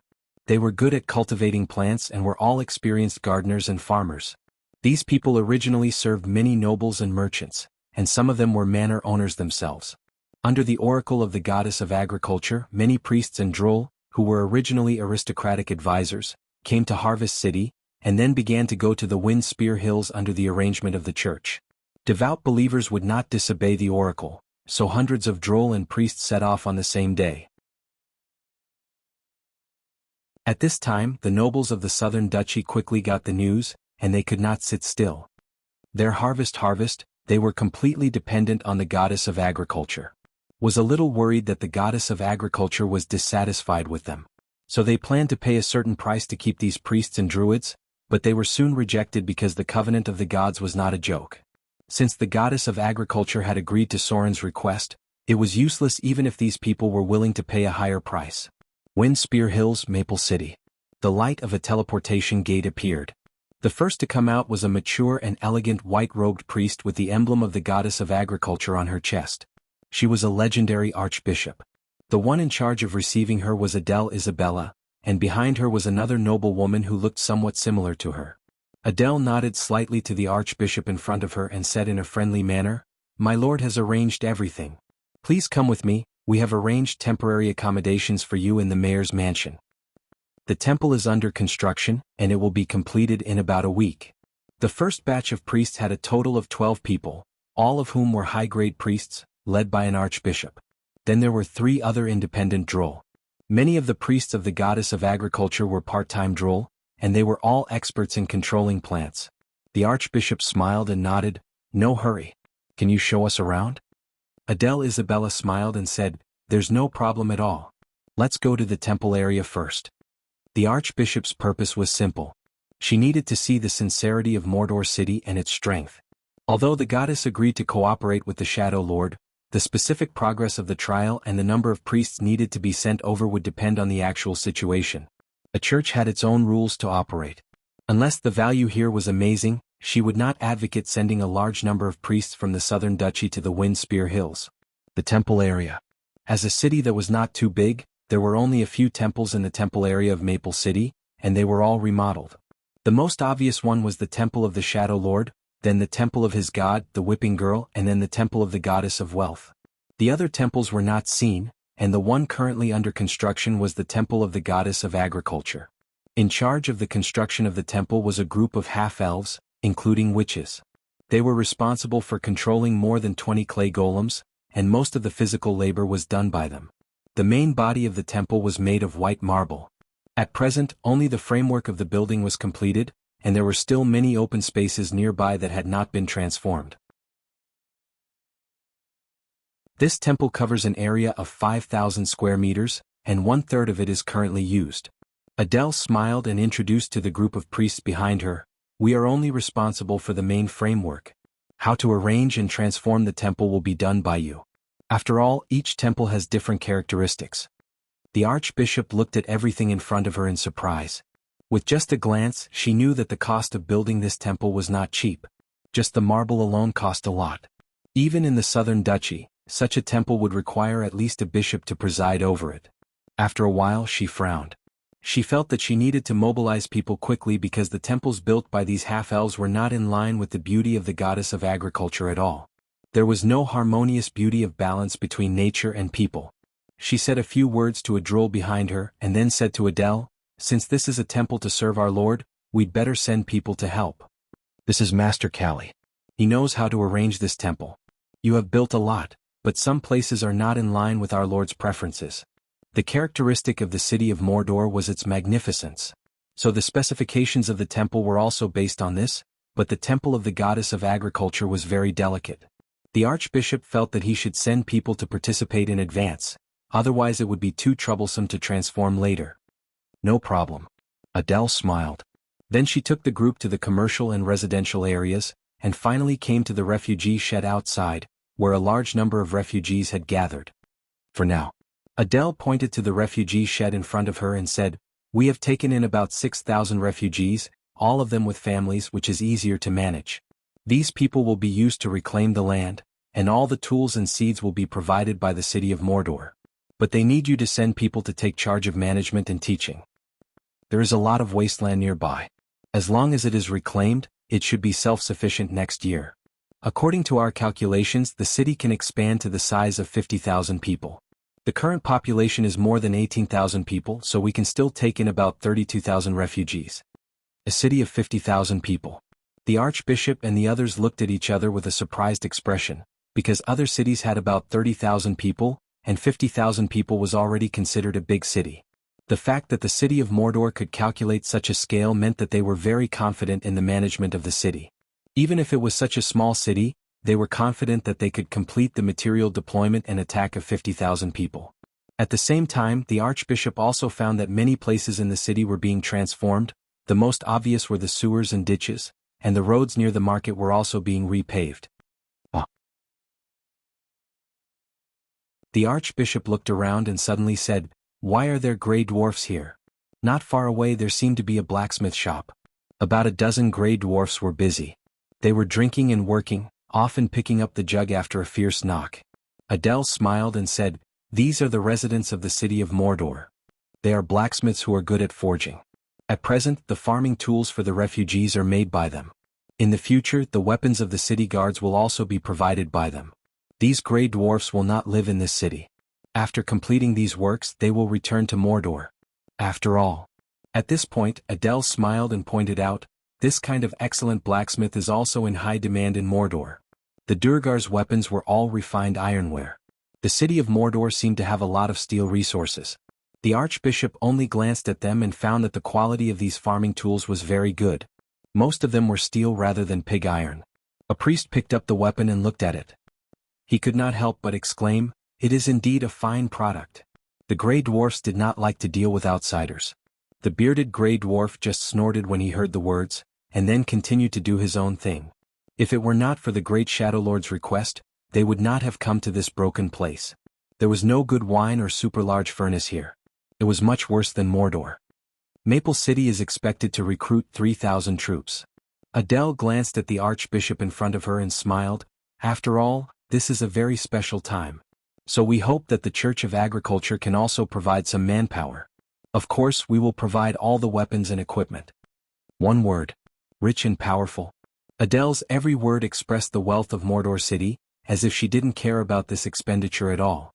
In fact, she did not care, because Soren's plan to lay out the bottomless abyss had already begun to pay off. A steady stream of steel and rare minerals were being imported from the bottomless abyss into Mordor, and this expenditure was just a drop in the bucket. P.S. The first update.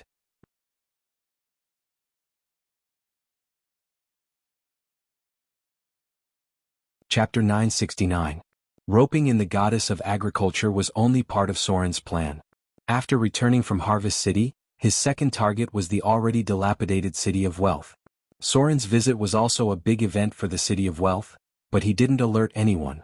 Instead, he quietly entered the deepest part of the Temple of Wealth. There were 2 saint priests guarding the place. If there was a word to describe the Temple of Wealth, then there was no doubt that it was magnificent. The whole temple looked like it was shining with golden light, and the walls were even inlaid with gems as decorations. However, there shouldn't be any blind thieves coming here because it was simply suicidal. In the magnificent temple, Soren saw the body of the goddess of wealth. It wasn't surprising that the goddess of wealth was hiding in this city. After all, this was her headquarters. The appearance of the goddess of wealth was that of an elegant and graceful noble lady. She had beautiful blonde hair and wore a light golden lace dress. There was a beautiful huge jade necklace on her full chest and a pebble-sized gem in her hairband. She wore all kinds of expensive jewelry rings on her fingers. Her golden shawl was painted with many patterns, and her boots were made of golden silk that were inlaid with many pearls. She looked like a walking golden beauty with a lot of jewelry. The goddess loved gold. Almost everything she liked had the brilliance of gold and jewelry. For Soren's arrival, the goddess seemed very friendly, at least on the surface. Goddess of Wealth, Joaquin. Almost every goddess of wealth had this name. However, unlike the previous goddess of wealth, the current goddess of wealth was a young and hard-working goddess. She was full of vitality and vigor. She loved wealth very much, not for its value but for its use. She loved the hustle and bustle of the market, and she loved bargaining. She was in charge of all the transactions on the table and under the table, including legitimate transactions and black market transactions. Although she was interested in carrying out reforms, she sometimes showed a stubborn side, which sometimes caused her to run into some trouble. The goddess of wealth's alignment was absolutely neutral. In other words, the goddess could cooperate with any god, whether it was a good god or an evil god. Devotees of Joaquin traveled all over the world, assisting merchants in their dealings and serving Joaquin shrines in major cities. The shrine of Joaquin was usually the local financing center, currency exchange center, and storage place. They also provided a channel to sell the stolen goods in private. All of their activities were for the sake of obtaining wealth. The clergy of Joaquin were required to pay a quarter of their income to the church and were obligated to invest in profitable businesses run by other devout believers. On the surface, the Church of Joaquin seemed to disdain the use of rumors, monopolies, and hiring bandits to manipulate trade. They criticized these methods and always denied that they had committed them. However, in private, they demanded that their pastors use these methods in the most secretive way so that no one would suspect that they had anything to do with the church. Being able to accumulate your own wealth was seen as a synonym for success in the church. Of course, the premise was that the money had to be earned through investments and not through improper means. To a certain extent, the philosophy of the Church of Joaquin was very similar to that of modern society, which was the typical worship of money. Wealth was seen as a symbol of success. A person who could make money and have a lot of money could easily achieve a high enough position in the church. The devotees of Joaquin didn't care about the methods, and they also used a lot of dirty tricks, but they still maintained their glamour on the surface. "Welcome," said Wang Yao. The goddess of Joaquin smiled and greeted Soren, and behind her, 5 beautiful Holy Spirit maidens gradually appeared. Lord Shadow. These 5 Holy Spirits were very famous. They were beautiful, powerful, and ambitious women when they were alive. These women were the top merchants, the best diplomats, and also abnormally powerful professionals. They were known as the 5 Fierce Women when they were alive, and their names were still remembered today: Berence Detherius, Della Ischgil, Felicia Galbruce, Helena Giasia, and Sarila Tai Brantin. They were the most important members of the Church of Joaquin, the Golden. The strength of an old god could be seen from the Holy Spirits behind them. Although the goddess of wealth wasn't very powerful, she had a lot of resources. The 5 maidens quickly arranged a long table and chairs in the temple, and it was almost as luxurious as possible. Pure gold wine glasses and utensils were inlaid with gems, and huge pearls were placed in front of the eyes as decorations. Even the richest king in the mortal world couldn't compare to this. Soren smiled and sat down. He looked at the goddess of Joaquin in front of him and said, "I'm here this time in the hope of forming an alliance with you. Of course. I also have a very good idea to discuss with you." The goddess of Joaquin smiled and looked at Soren with a slightly playful expression. She was a tall and slender beauty, just like the most famous and luxurious lady. She said, "What do you think, Lord Shadow? You have just been to Harvest City, haven't you?" Soren smiled and took the wine glass from the maidservant. He tasted the wine, then smiled and said, "Yes. I have just formed an alliance with the goddess of agriculture." Joaquin's expression was thoughtful. Soren looked at the goddess in front of him and said directly, "I plan to build a bank. A bank in the truest sense of the word. Let's start with Mordor City, so I think Lady Joaquin should be interested in this." Joaquin's expression changed slightly when she heard this. Then she smiled and said, "I don't know what Lord Soren thinks. If you don't mind, maybe you can tell me." Beck. Just by hearing the name, it must be related to her priesthood. After that, the goddess of wealth waved her hand and signaled the 5 maidservants to leave. Soren thought for a moment, then began to slowly describe. He didn't talk about how to build a bank, but the role of a bank and its future prospects. To some extent, Soren described the bank of the future, a bank that everyone needed, that could be used in any transaction, and a very important role for deposits. The current level of civilization. Most ordinary people didn't have extra wealth, so naturally, it was impossible for them to save money. At most, it was needed by nobles and merchants, but most of the time they protected themselves. Soren described a different situation. An era where everyone had extra wealth and everyone needed to save money in a bank. Joaquin listened quietly, but later her expression became more and more excited, as if she had seen the scene described by Soren. She could almost foresee that if all this was achieved, her power would become stronger and stronger, and she would almost certainly enter the realm of great divine power. At this time, Soren proposed an alliance agreement. Without any hesitation, the goddess of wealth simply agreed, because she knew very well that it was impossible to achieve everything described by Soren with her own power. This was a mutually beneficial cooperation. She had what Soren needed, and Soren had what she needed. This alliance was not as strong as the goddess of agriculture's. Soren didn't ask for an alliance agreement because he couldn't trust Joaquin as much as he did the goddess of agriculture, and the goddess of wealth didn't see the real benefits, so she might not be willing to risk everything with Soren. However, unsurprisingly, Soren persuaded her. At least the prospect of everyone having wealth, everyone needing to use a bank, and anyone could become her believer convinced her. The goddess of wealth couldn't resist this temptation at all. If all this could be done, her believers would no longer be limited to merchants, and everyone would be closely related to her clergy. So, the goddess of wealth seemed to be a little impatient. "Sir Soren, when will our plan start?" Soren smiled and shook his head. "No hurry. Building a bank is not an easy task. It requires enough power and credibility. And at present, the mortals haven't accumulated much wealth. From the current situation in the material plane, only Moder, Port Tylon, Shipwreck Bay, and Arendelle have the ability to build a bank. It will take some time to prepare. And we need strong enough armed forces. After all, there are many dragons in the material plane." The biggest trouble in building a bank was nothing else. Yes, it's those damn dragons. These pure-blooded dragons who couldn't control their brains at the sight of wealth and gold were definitely the biggest enemies of the bank when they went crazy. Maybe these dragons didn't dare to offend Soren and the goddess of wealth, but when the wealth accumulated to a certain extent, even the ancient dragons might lose their minds. Maybe they weren't opponents of the two gods, but if the bank was opened in other places, these dragons were likely to attack places they couldn't care less about. 10,000 Kindler, maybe the dragons didn't care. 100,000 Kindler, maybe the dragons were just tempted. But when 1,000,000 Kindler were piled up together, these dragons were probably already thinking about how to act. The bank must not make a mistake. Not even a little possibility. So this plan needed enough time to prepare. And Soren couldn't issue paper money at present. In the current background of civilization and turbulent times, Soren had never considered the issue of paper money. Hearing Soren's words, the goddess of wealth fell into deep thought. Okay. Joaquin looked up and said, "This does indeed need a detailed plan." As if thinking of something, the goddess of wealth suddenly turned her eyes and her gaze fell on Soren. Then she smiled elegantly, slightly lifted the corner of her skirt and leaned over, revealing her seductive cleavage in front of Soren. She said playfully, "I think there are still a lot of things to discuss about this plan. Why don't Sir Soren stay here tonight and we can have a long talk tonight? Maybe our relationship can be closer to each other."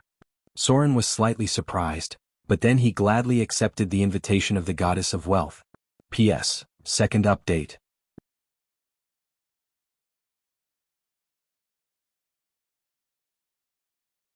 Chapter 970. Mordor City, Redwater Town. This land was close to the sea. Whenever there was a catch, there would be a large number of red fish swimming back. The nearby rivers were all red, which was how the name came about.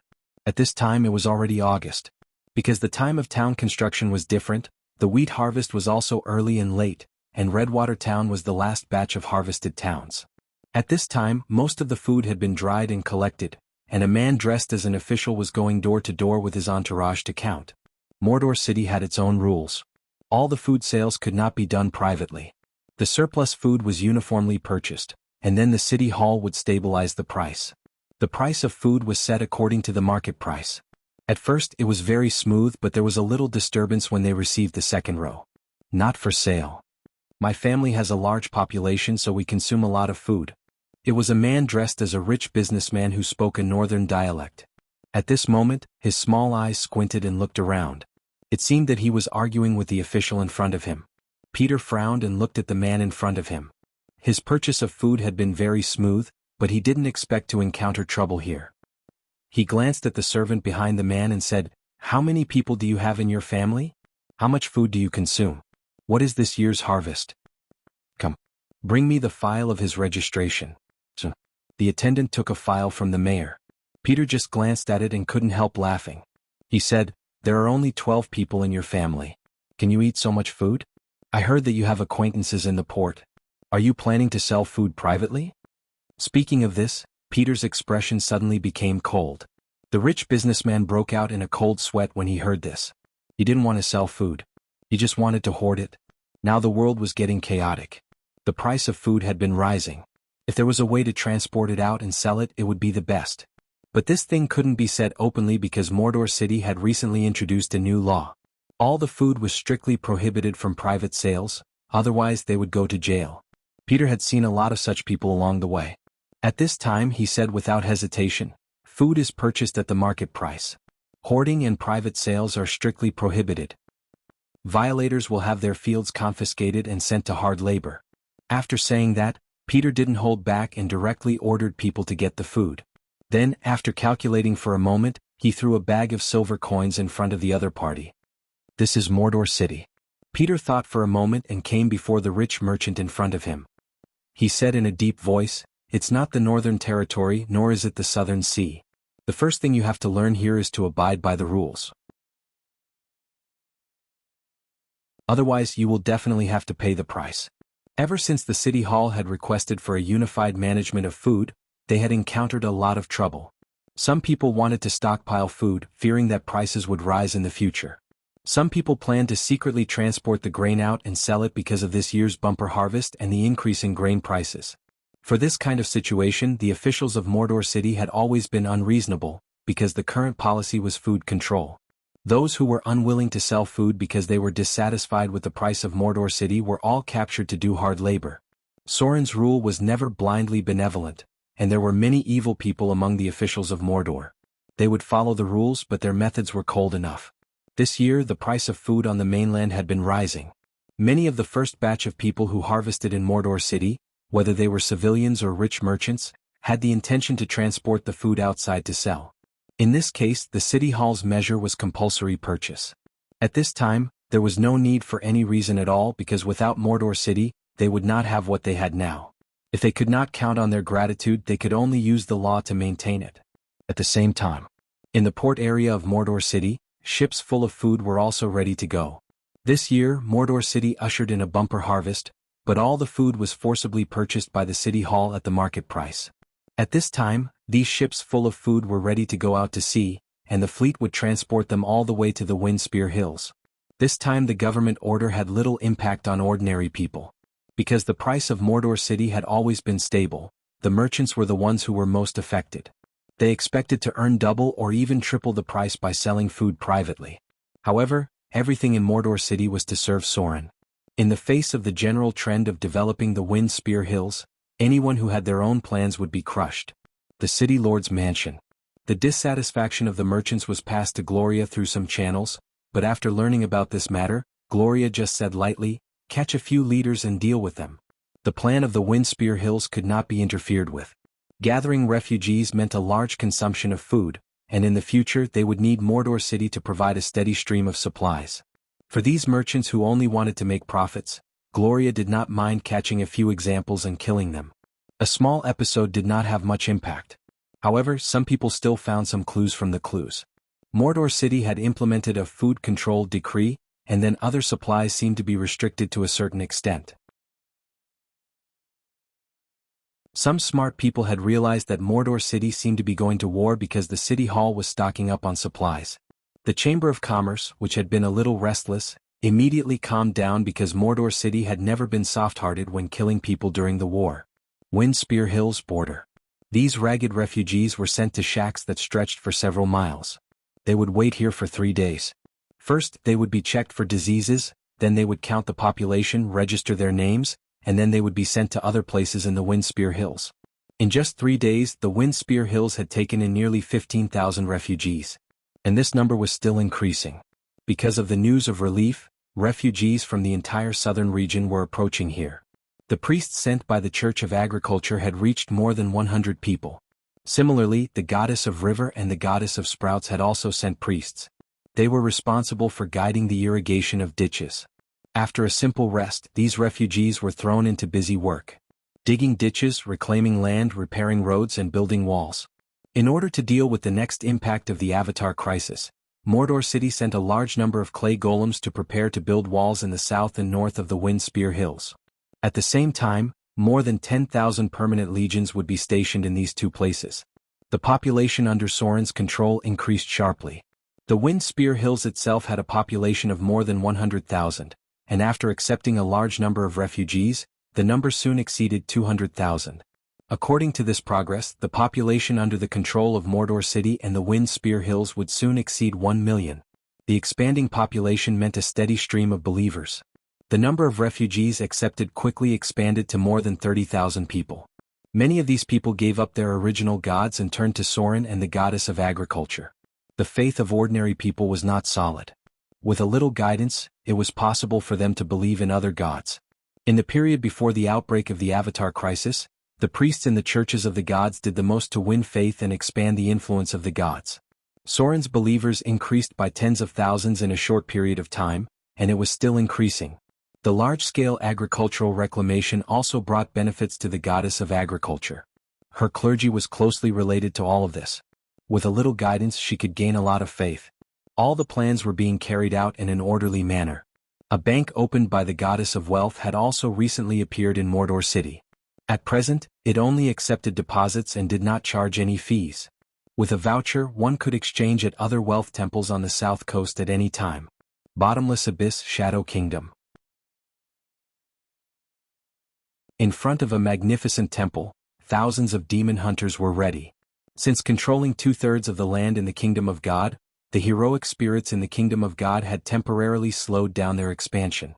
A large number of potential petitioners were transformed into new forms of demon hunters. At this time, most of the heroic spirits in the Kingdom of God had become demon hunters, and the number had reached thousands. Metals from the Forgotten Land were continuously sent into the Kingdom of God. These resources were forged into weapons and armor under the day and night work of the petitioners. At this time, the combat legion in the Kingdom of God had expanded to more than 10,000 people. Unlike the army in Mordor City, most of the petitioners in the Kingdom of God were middle-grade and high-grade professions. There were almost no cannon fodder among them. Golumba Arena. Since joining the evil gods, Baelor Sauron seemed to have stopped his expansion plan, but he still continued to gather demons. Some were sent to the mining area to work hard, and others were thrown into the battle to eliminate the undead. Almost every day, thousands of dretches were sent into the barracks of Golumba Arena. Then 90% of the dretches died in battle, and most of the survivors advanced. This was an extremely cruel elimination rule. In just half a month, tens of thousands of dretches had died, but what followed was the birth of more middle-grade demons. Now the worms near the abyss blood pool had been reduced by half. Under the crazy extraction of Sauron, even the demons transformed by the abyss blood pool could not keep up with the consumption rate. At this time, the demonic army in the Garuba arena had expanded to a size of about 50,000 people, and half of them were middle-ranked demons. These demons were gathered in the military camp, and in the magnificent forge the demons and goblins were supervising the laborers as they worked hard, continuously forging weapons and equipment for them. The smell of war was coming. Almost everyone expected that the demon lord Sauron was preparing for a big battle, but they could not determine the target of the attack. Time passed little by little. Just as August was coming to an end, a great temple was suddenly built in Mordor to serve the goddess of agriculture. At the same time, a dazzling divine light also rose from the temple. This was a light that mortals could not see, but gods and legendary professions could sense it. This was a temple favored by the goddess of agriculture. Shrouded in golden light, a beautiful woman also stepped into the depths of the temple. On this day, the goddess of agriculture came to Mordor in person and lived in the great temple that Sauron prepared for her. Thousands of druids and high-grade priests came to Mordor city overnight. On the surface, they were preparing for the biggest harvest celebration of Mordor city, but they were secretly guarding against any possible attacks with the Shadow Shrine. On this day, Sauron left Mordor and went to the Abyss. According to the content of the True Gods Covenant, the goddess of agriculture would replace Sauron in Mordor for the next half a month. P.S. First update.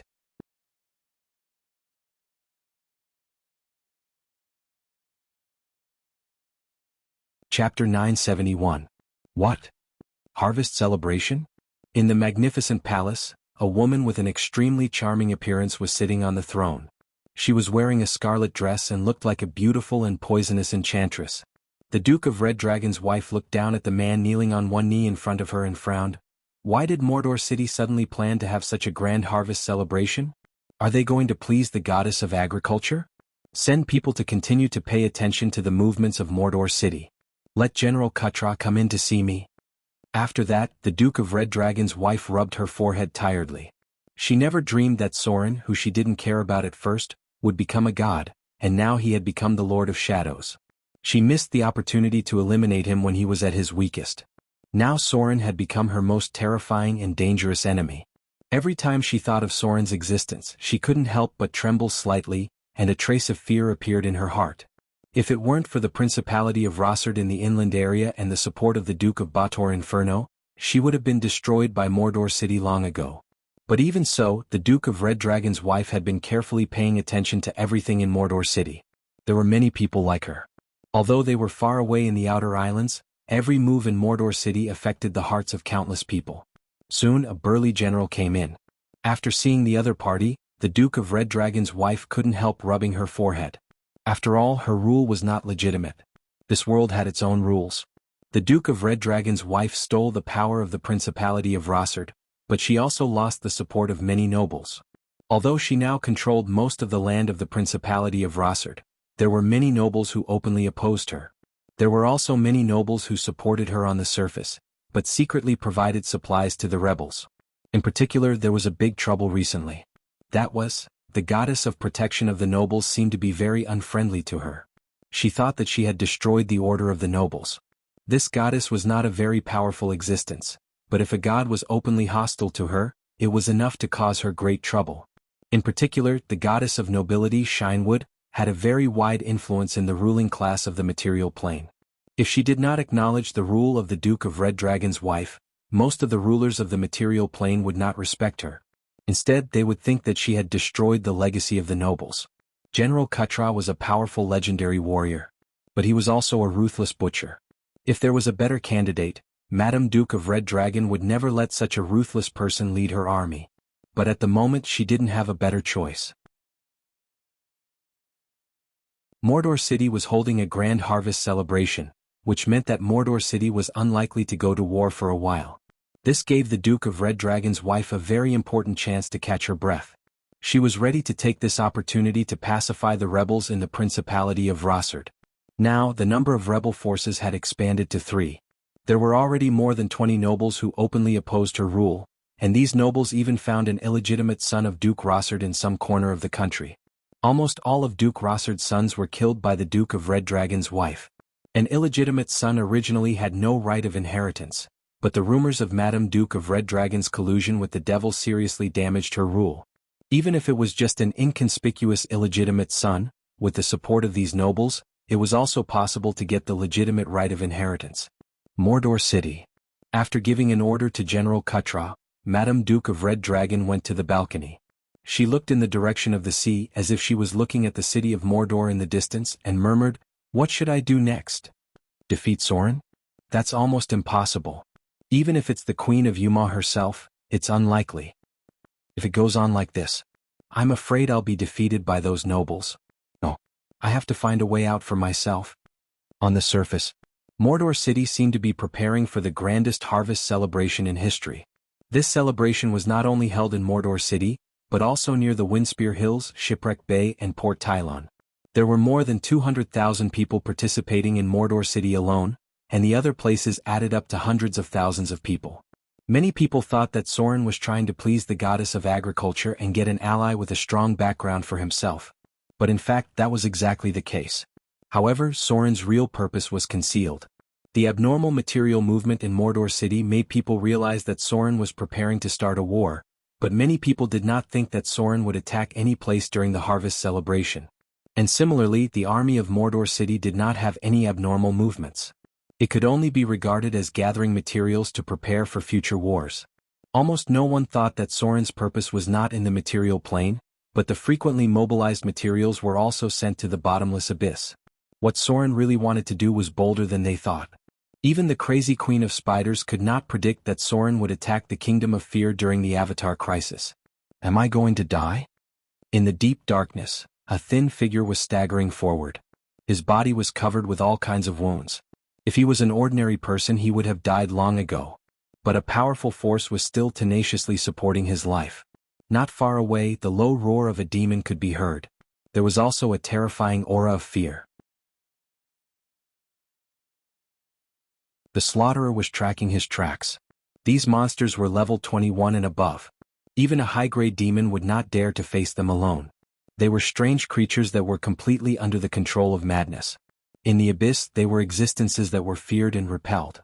The ugly monkey gasped as he approached a cliff. His life force was very weak, and there were hundreds of high-grade demons behind him. In such a situation, it was almost impossible for him to survive. It seems that it is impossible to leave this country alive. The ugly monkey bit the dagger with his teeth and pulled out the bone spur on his back that pierced his kidney. This was a mark left by a slayer, but the enemy also died in his counterattack. At this time the ugly monkey's body was full of holes. A large number of high-grade demons were not something a rogue could deal with alone. If there was no divine power he would have died long ago. But even if there was divine power, it was impossible for him to walk out of this land alive. There were thousands of demons outside. A large number of petitioners of the Lord of Fear were looking for him. Cough cough. The ugly monkey gasped and sat on a rock. Behind him was a cliff hundreds of meters high. His breathing had become more and more difficult, and his strength was diminishing with the loss of blood. The ugly monkey looked into the distance and could see that hundreds of demons had found his trace and were rushing here quickly. Fortunately, my lord's mission has been completed. Facing the approaching demons and petitioners, the ugly monkey smiled a little ferociously. He made a dirty gesture to these demons, then turned around and jumped down from the cliff hundreds of meters high. Late August 1677. The best believer of Sauron, the most promising rookie in Mordor City, the legendary rogue, Ugly Monkey, died while carrying out a mission to spy on the Kingdom of Fear. The Throne of Fear has been locked, and the mission has been successfully completed. P.S. Second update.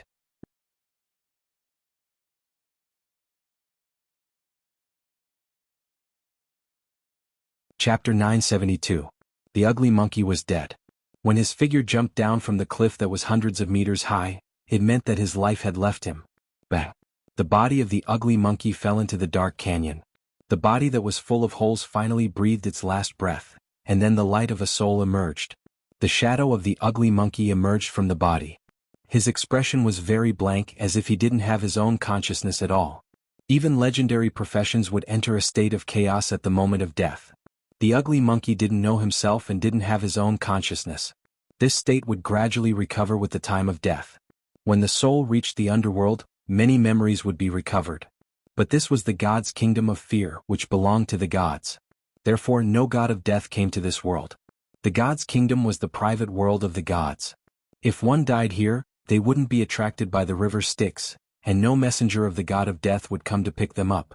If no one took him out, the soul of the ugly monkey would wander in this god's kingdom until he was completely assimilated by the god's kingdom and turned into a killer with the strength of a legendary professions. However, Soren couldn't give up on the ugly monkey. At the moment when the ugly monkey died, a powerful divine power invaded this god's kingdom, and then a crack appeared in the void. A golden light emerged. A huge palm appeared in the sky.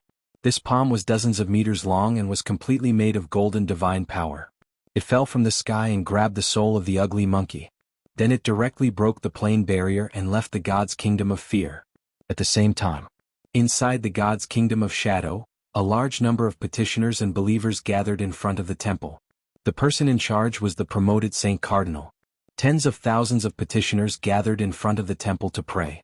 The divine light made of the power of faith here was shrouded by a force. It converged into a golden light pillar that rose and broke through the sky. A crack appeared. Then the huge golden palm appeared again. A soul was put down from the sky by the huge golden hand and fell into the golden light pillar above the temple. Soren still couldn't enter the god's kingdom. But as the avatar crisis entered the later stage, his sense of the god's kingdom became stronger and stronger. Soren used his divine power to form a giant hand and placed the ugly monkey's soul on top of the temple. Following that, the power of faith poured in from all directions. He had no intention of sending the ugly monkey into the pool of reincarnation. He wanted to use his divine power to reconstruct the ugly monkey's body as a reward for this devout and loyal follower. In my name, I grant thee the authority of a god. Thou art my messenger. Control the power of a rogue. Soren's majestic voice reverberated throughout the divine kingdom. An enormous amount of faith gathered and began to reforge ugly monkey's body. His soul was gradually distorted, and under the infusion of divinity, his soul began to evolve bit by bit. A black shadow appeared. Ugly monkey's body turned into the form of a demon hunter. Black wings appeared on his back. Dark red tattoos gathered on his bare chest. Soren's divine power and divinity continued to pour into the monkey's body. At the same time, part of the power from his wanderer divinity was also poured into the monkey's body by Soren. He still couldn't directly create a true god. However, Soren left the seed of a true god in ugly monkey's body and gave him the divinity of a wanderer, directly transforming him into a otherworld messenger. The power of divinity awakened his memories. At the moment when his body was reconstructed, ugly monkey's memories were almost completely restored. However, he still retained the memories of the moment before his death. After regaining his consciousness, he was a little confused and didn't know where he was. However, he soon realized that he had changed. Not only did he have more power, but there were also some changes in his body. He was a little clumsy when he controlled his black wings to fall, but he soon became very familiar with it. Ugly monkey's figure had turned into a man about 2 meters tall. His face had a hint of viciousness, and his body was shrouded in an evil aura. This was the transformation of his soul. Even his appearance was formed by the characteristics of his soul. Soren's divine power gave ugly monkey more power. His body was shrouded in a halo of evil aura. At the same time, his identity as a otherworld messenger gave him the power of shadow, rogue, and slaughter. Greetings, Your Excellency. The leading Saint Cardinal welcomed ugly monkey's arrival. Under her lead, tens of thousands of petitioners knelt down on one knee and saluted ugly monkey in front of them. Messengers were second only to the vassal gods. Soren's kingdom didn't have a real vassal god, so messengers were the people with the highest status in the kingdom. Messengers had a very special position in the kingdom. Not only did they have great power, but they also represented the will of the gods when they appeared. At the same time, they were also responsible for negotiating with the god of death and receiving the souls of believers from the underworld and other kingdoms. Messengers had very special soul characteristics. There were very few petitioners who could freely leave the kingdom. Messengers from other realms also had the ability of plane teleportation, which could almost reach most of the plane kingdoms. Messengers from other realms had many natural abilities. These abilities included but were not limited to legendary language, legendary writing, spiritual communication, teleportation, precise teleportation, astral travel, shape-shifting, and so on. Ugly Monkey, who had just been revived, was still adapting. However, he didn't forget his responsibility. Ugly Monkey quickly arrived in front of two powerful heroic spirits and pressed his hands on their heads. With the light of divine power, Ugly Monkey injected his own divinity into the two most powerful heroic spirits. In the name of Ugly Monkey, I bestow upon thee the power of Otherworld God's servant. The light that shrouded the temple turned into two rays and entered the bodies of the two heroic spirits. Then their forms began to change. This phenomenon was called promotion, which was a direct promotion of the soul in the kingdom. Shadow wings appeared on the backs of the two heroic spirits. They didn't turn into the form of demon hunters. Instead, they were directly shrouded in shadow energy. Dark shadows covered them and they looked like vague outlines. The light of divine power turned into sharp blades, and the power of faith shaped into armor. The strength of these two heroic spirits directly broke through the legendary realm and reached the power of advanced legendary. They were the Otherworld God's servants. They were subordinates promoted by Ugly Monkey. If they were in the upper realm, they could be understood as shadow angels. In other words, they were created by the gods and Soren's battle servants. Otherworld God servants were similar to Saint Cardinal, but they couldn't be transformed through conventional means. They had to be personally created by Soren or the Otherworld God servants.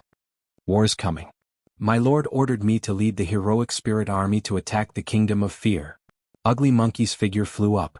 Soren's promotion directly turned him into a creature above the demigod level. He looked down at the army of petitioners in front of him and said in a deep voice, 3 days later, I will open the door to the kingdom of fear and attack the kingdom of fear. It was the time of the Avatar crisis. Soren didn't have the ability to revive a legendary believer, and he had to bring back Ugly Monkey's body. What he could do was to send Ugly Monkey into the kingdom of fear and turn him into a god servant. For Soren, Ugly Monkey, who had sneaked into the kingdom of fear, was undoubtedly the best candidate for commander. The heroic spirits in the kingdom of fear would be led by him and become the main force to attack the kingdom of fear. Ugly Monkey's death was a pity. However, Ugly Monkey's death was also a success. There was finally a petitioner who could command in Soren's kingdom of fear. A Saint Cardinal wasn't enough to lead everything in the kingdom of fear, but a god servant from another world could be trained. Ugly Monkey was dead. But he also came back to life. He was transformed into a god servant and replaced Soren to carry out the task of guiding the souls of believers. He would also be the main force in this kingdom of fear's war. The bottomless abyss. Near the hot lava, Soren panted slightly and withdrew his power. Promoting Ugly Monkey cost him a lot. It cost him 12 divinity points and hundreds of divine power points. Ugly Monkey was a very good believer. He was worthy of Soren's training. Therefore, Soren gave Ugly Monkey a little power of the rogue clergy. This way he could consider training him to be a rogue god in the future. The Golumba Arena was another key to attacking the kingdom of fear. First of all, this was the bottomless abyss. They could directly reach the desolate land of despair through the portal. There were often a large number of petitioners in a kingdom of fear, and these were all consumed by the demon army. During this time, the demon incarnation Sauron stopped using battles to level up demons. Instead, he kept accumulating the number of dretches. At present, there were nearly 100,000 dretches in the Golumba arena. There were also a large number of abyss worms bought from demons, night witches, and hags. These abyss worms were hatching in the blood pool. When their corruption was complete, the number of dretches would increase again. Motor City. The golem factory that had been operating continuously for a long time stopped today. A large number of witches were busy assembling the golem puppets that had been manufactured. Motor City had experienced several attacks from the lower planes. These attacks brought a lot of losses to Motor City, but they also obtained a lot of soul crystals after defeating the demons. The soul crystals were consumed on these golem puppets, and some of the mid-grade and high-grade soul crystals came from the depths of the Bator Inferno. For this reason, Soren even sold a divine artifact as a commodity.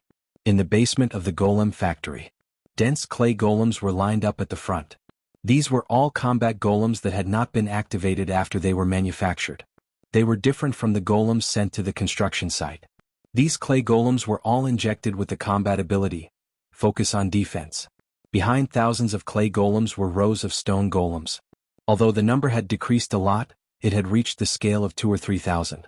Then there were the more powerful and rarer steel golems. Most of the steel from the bottomless abyss was consumed here. There were more than 600 steel golems. They were not made by the apprentices but by a group of witches. Almost all the soul crystals from the Bator Inferno were consumed here. Finally, there were the 24 diamond golems. They consumed almost all the rare minerals from the Bator Inferno. These diamond golems were made by Gloria, Fallen Witch and Alice. Boom! The entire Motor City suddenly shook, and then a huge amount of energy came from the deepest part of the laboratory. The golems kept in the basement of the golem factory suddenly shook, and then they were activated one by one.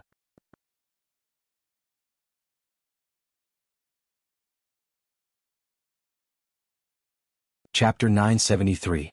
Is it going to start?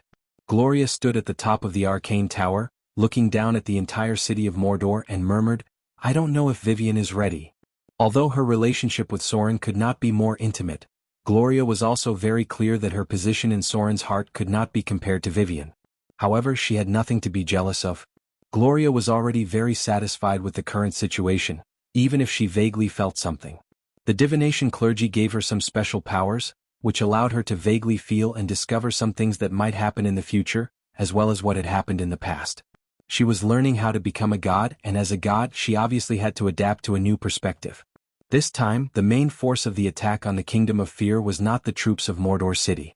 For such a war there were very few mortals that could be of use. Prepare to open the portal.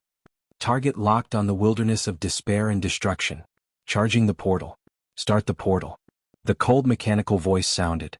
Under the command of Thaling, a portal was opened, and then the mighty golem army walked into the portal from the underground factory. The Thaling in charge of the command was not the Thaling experimental body created by Gloria, but Thaling number 1 who had entered the mechanical realm of clockwork nirvana. For these Thaling who had already established a foothold in the mechanical realm, it was undoubtedly valuable to make friends with a powerful god.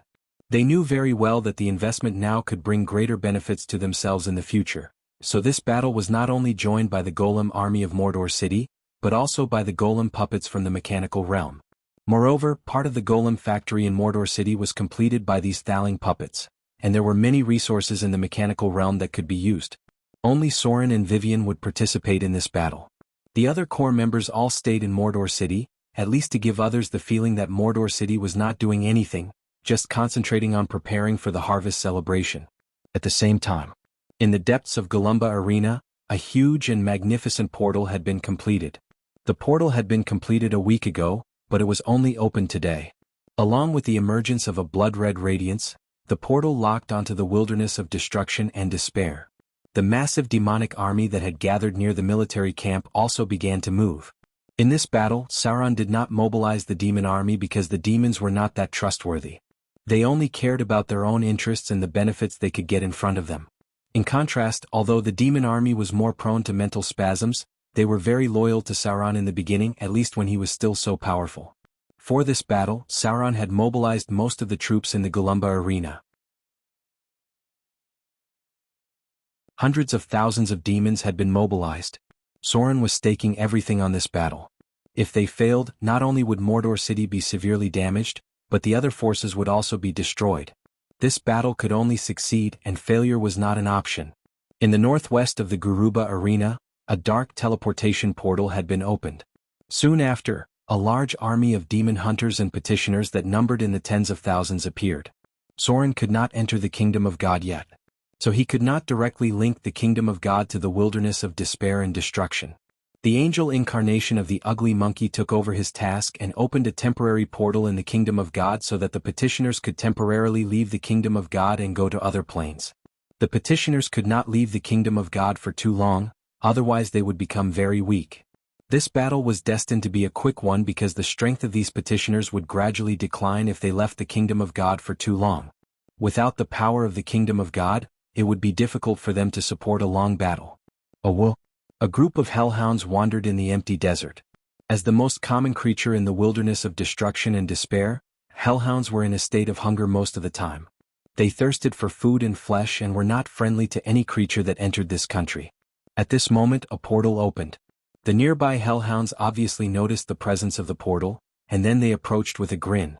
Almost 30 hellhounds gathered together, waiting for the target to appear. With so many hellhounds, it was enough to kill a high-grade demon. These hellhounds almost foresaw that they could have a full meal, so they were more excited. A dretch appeared. It was obviously shocked when it saw so many hellhounds, but it was very surprising that it did not run away. Dretches were very timid. The hellhounds were obviously not very satisfied with the prey that appeared in front of them, because the dretch was too small and its meat was too small. Even with the bones, it was not enough for them to eat. However, the portal did not close, and the hellhounds knew that there should be more demons coming. Boom. As if the portal was officially activated, the light on it gradually turned blood red, and then hundreds of dretches appeared. They gathered together in a mess and also found the hellhounds outside. However, what was surprising was that although these dretches were afraid, they did not run away. On the contrary, some dretches even seemed eager to rush up. The hellhounds felt that something was wrong. Although there was a lot of flesh in front of them, so many dretches did not run away. The hellhounds felt that more enemies would appear. Whoa! The hellhounds howled to summon their companions. It was rare to see so much flesh in the wilderness of despair and destruction. The leader of the hellhounds was looking for his companions within a radius of tens of kilometers, telling them that there was a large number of prey here. A whoa! A whoa! A wolf howl came in response, and soon other hellhounds appeared nearby. At this time, the third wave of teleportation was completed. The number of dretches expanded to 2,000 or 3,000, and some berserk demons also appeared. This made the hellhounds a little uneasy because there were too many demons. Such a large number was not something that ordinary people could teleport. But at this time, hundreds of hellhounds had gathered. They were very powerful and ferocious creatures. Even in the Bator Inferno, they dared to attack high-grade demons, so they still tried to attack. The demons howled excitedly. Facing the attack of the hellhounds, they were very excited and rushed up directly. A large space near the teleportation circle was emptied. Then the next batch of demons arrived. This time there were more people teleported. Not only were there a large number of dretches, but there were also many middle-grade demons, including a small team of succubus that could fly. The succubus quickly attacked. After they found the hellhounds, they immediately led the team to surround them. Some Voros went around from the side and seemed to intend to kill all the hellhounds in front of them. The situation quickly reversed. The hellhounds became panicked. At this time, the teleportation circle flashed again, and with a scorching breath, more than 10 flaming demons appeared behind the teleportation circle. Then more and more demons poured out. Assassins, soul judges, Glabrizu, six-armed snake demons, and a large group of high-grade demons appeared and announced the death penalty for these hellhounds. And these high-grade demons did not care. Before the battle, they would eat some hellhounds as an appetizer. The domain of flames expanded.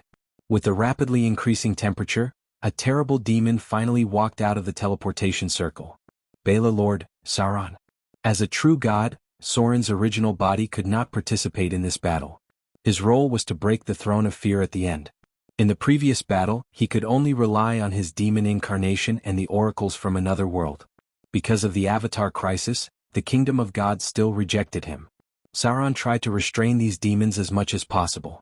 As chaotic and evil existences, demons were very good cannon fodder because many of them were simple-minded and bloodthirsty. However, it was very troublesome to command them. Even Sauron could only give simple orders. The mighty army of hundreds of thousands of demons began to move forward. They were the vanguard of the attack. The ugly monkey had locked the entrance of the kingdom of fear. These demons' cannon fodder would be the first to enter the battle and consume the enemy's strength. Sauron did not say too much about the goal this time. He just told the demons that he wanted to occupy a new plane of land, and all the souls killed would be their spoils of war. Of course, as the main force, the greater demons naturally knew that the real goal was the kingdom of fear. However, they also knew that the battle this time was led by a terrifying evil god, and at the same time, there were other troops joining in as well. A living evil god and a dead evil god. The demons were not idiots. They obviously knew which side had a higher chance of winning. Therefore, these demons did not hesitate to choose Sauron. They were ready to divide the treasures of the Dread Lord after winning the battle. Sauron only cared about the power of the Dread Lord. As for the other treasures, he did not mind sharing them with others. The Dread Lord was really dead, but he was not completely dead. Like Sauron, he could not enter the battle. Therefore, the key to victory was their respective armies. The army of the Kingdom of Fear and the huge army gathered by Sauron. If the Dread Lord won, then Sauron would not be able to launch a second attack in a short time. And if Sauron succeeded, the throne that held the soul of the Dread Lord would be shattered. dozens of miles away. Different from the noise of the demons, this place was filled with cold mechanical sounds. Tens of thousands of golem puppets had finished gathering. At this moment they were quietly waiting in place, ready to speed up and enter the battle at any time.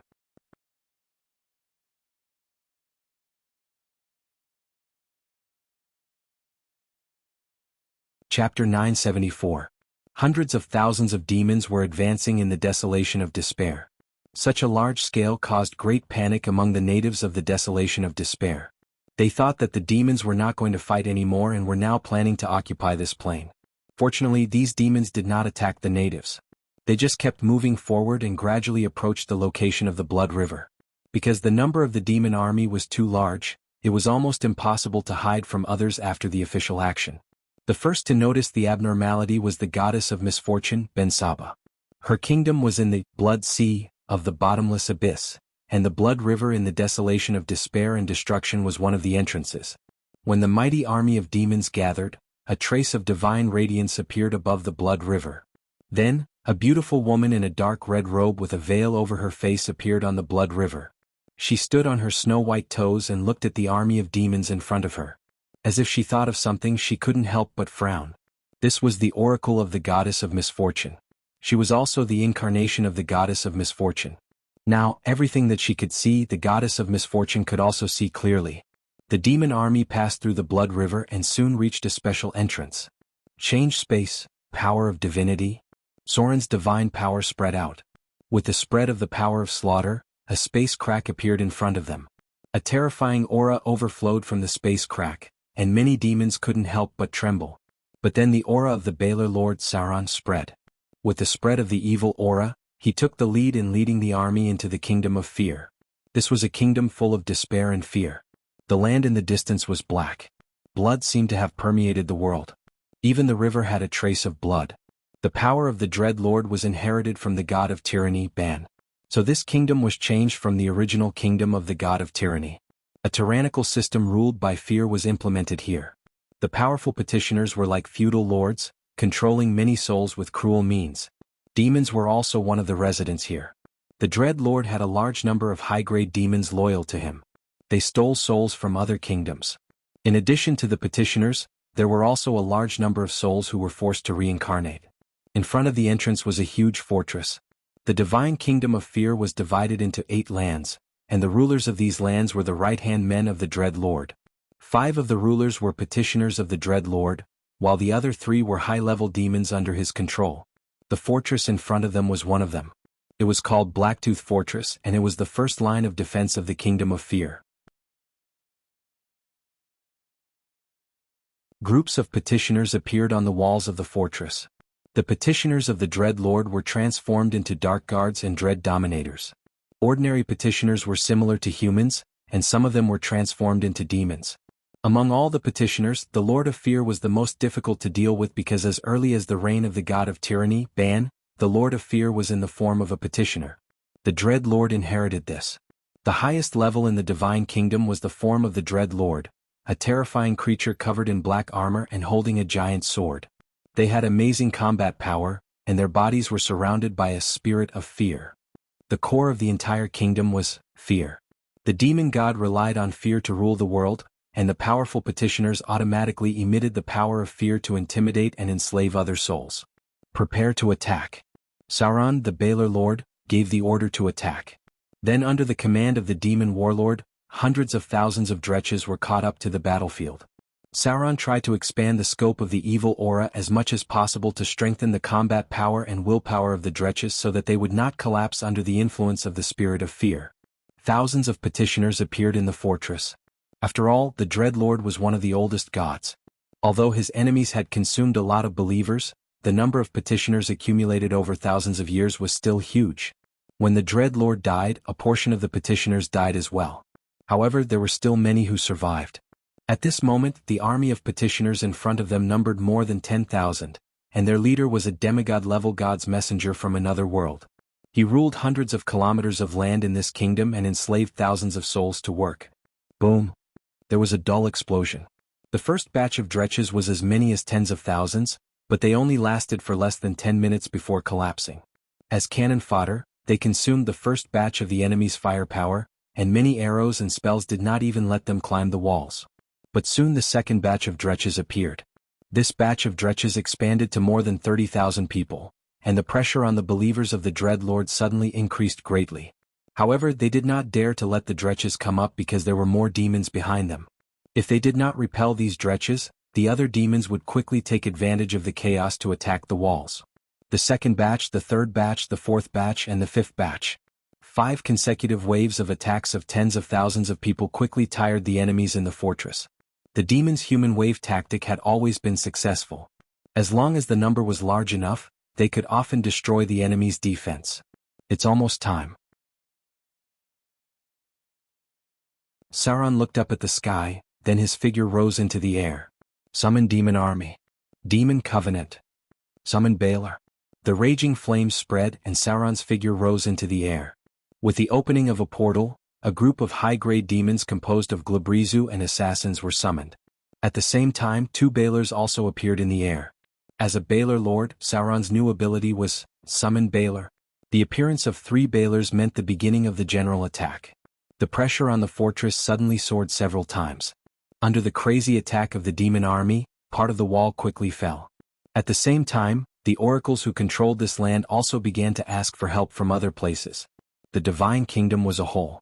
When the attack began, it meant the outbreak of the Divine War. Half of the fortress quickly fell, but hundreds of kilometers away, tens of thousands of demons and petitioners had gathered. They moved quickly in the direction of the demon army, and some powerful demons and petitioners had opened the greater portal.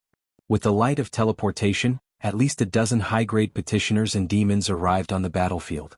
The enemy's support had arrived. The attack of the demon army was instantly contained, and the number of low-grade demons decreased at an alarming rate. The whole wall was like a bloody meat grinder. In a short time, tens of thousands of corpses had been piled up. The enemy's reinforcements were constantly arriving on the battlefield. With a Saint Necromancer opening the portal, in the castle thousands of kilometers away in the northwest of the Divine Kingdom, a group of fully armed Dark Guards in black armor teleported. Dark Guards. The main force of the Divine Kingdom of Fear. They were the core members of the Divine War, and they were all powerful professionals when they were alive. The advantage of the demon army began to reverse. Many high-grade demons were worried, and some even had the idea of retreating. However, there was a smile on the face of the demon Sauron. The despairing wilderness. About 50 kilometers away from the coordinates where the demon army entered, a heavy golem puppet was advancing. With a powerful divine power breaking through the space inlaid with the Divine Kingdom of Fear was directly torn apart, and then a crack appeared on the edge of the Divine Kingdom. The Divine Kingdom was attached to the plane. This characteristic meant that there was more than one entrance to the Divine Kingdom. Activate Battle Command. Golem Army activated. Activate Battle Mode. Defense Command activated. Cooperative Battle Command activated. Golem Army Advance. The moment the space crack opened, hundreds of clay golems stepped into the kingdom with black soil, and then they quickly killed all the petitioners in front of them. This was a small gathering place. It looked like the scale of a village. The petitioners needed to explore the resources of the Divine Kingdom, so outside the core temple area, there were many villages, towns, and mines that needed to be arranged for the petitioners. The Fear Lord relied on enslavement to control the Divine Kingdom, and the ruler of this land was a high-grade Dark Guard. At this moment he was surrounded by dozens of golem puppets. Eliminate all enemies. Lock onto the coordinates of the Throne of Fear. The golem army began to advance. Under the cold command, the golem army's eyes shone with blood-red light. This mighty golem army did not go to support the demon army. Instead, they directly wiped out all the enemies on the road, and then began to advance in a straight line, quickly rushing to the position of the Throne of Fear. The clay golems opened the way, followed by the stone golems, and the steel golems were the main force to support at any time. The golem army was like a sharp knife, advancing hundreds of kilometers in just a few hours, and flattening 3 defensive fortresses. At this time, the enemies that went to the front line to support the demon army realized that there was more than one enemy attacking the Divine Kingdom. There was another golem army that was rapidly entering the Divine Kingdom, and their target was the Throne of Fear. But at this time it was very difficult for them to come back and support. The demon army successfully held them back, and at least tens of thousands of petitioners were held back near the Blacktooth Fortress. Only a few legendary petitioners successfully left the battlefield. However, all of this was just the beginning. When the Golem army successfully broke through and attracted the enemy's firepower, an army of tens of thousands of petitioners also invaded this divine kingdom. Unlike the other armies, they sneaked into the dark forest, then quickly went around the fortress in front, and approached the peak of the Throne of Fear from the side. It was a mountain peak that towered into the clouds. And the throne that sealed the soul of the Fear Lord was built on top of the clouds. Soren's target was the Throne of Fear. As long as the Throne of Fear was destroyed, victory would be decided. There was no point in fighting with these petitioners. After Vivian took over the Fear priesthood, these petitioners could only choose between swearing allegiance to her or dying. His goal was to destroy the Throne of Fear, not to occupy the entire divine kingdom. As long as the Throne of Fear was destroyed, everything would be over.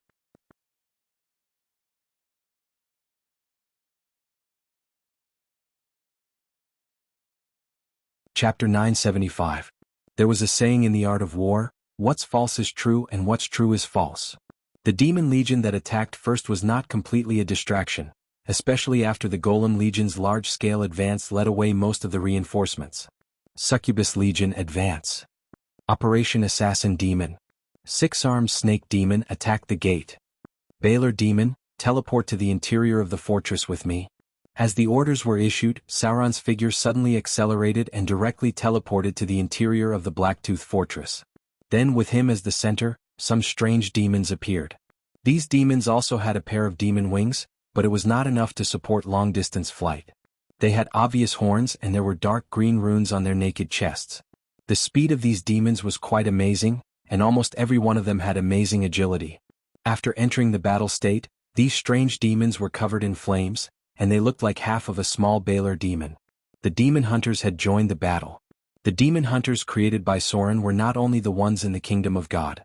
Near the blood pool in the Golumba arena, there was another group of demon hunters with purer blood and more demonized bloodlines.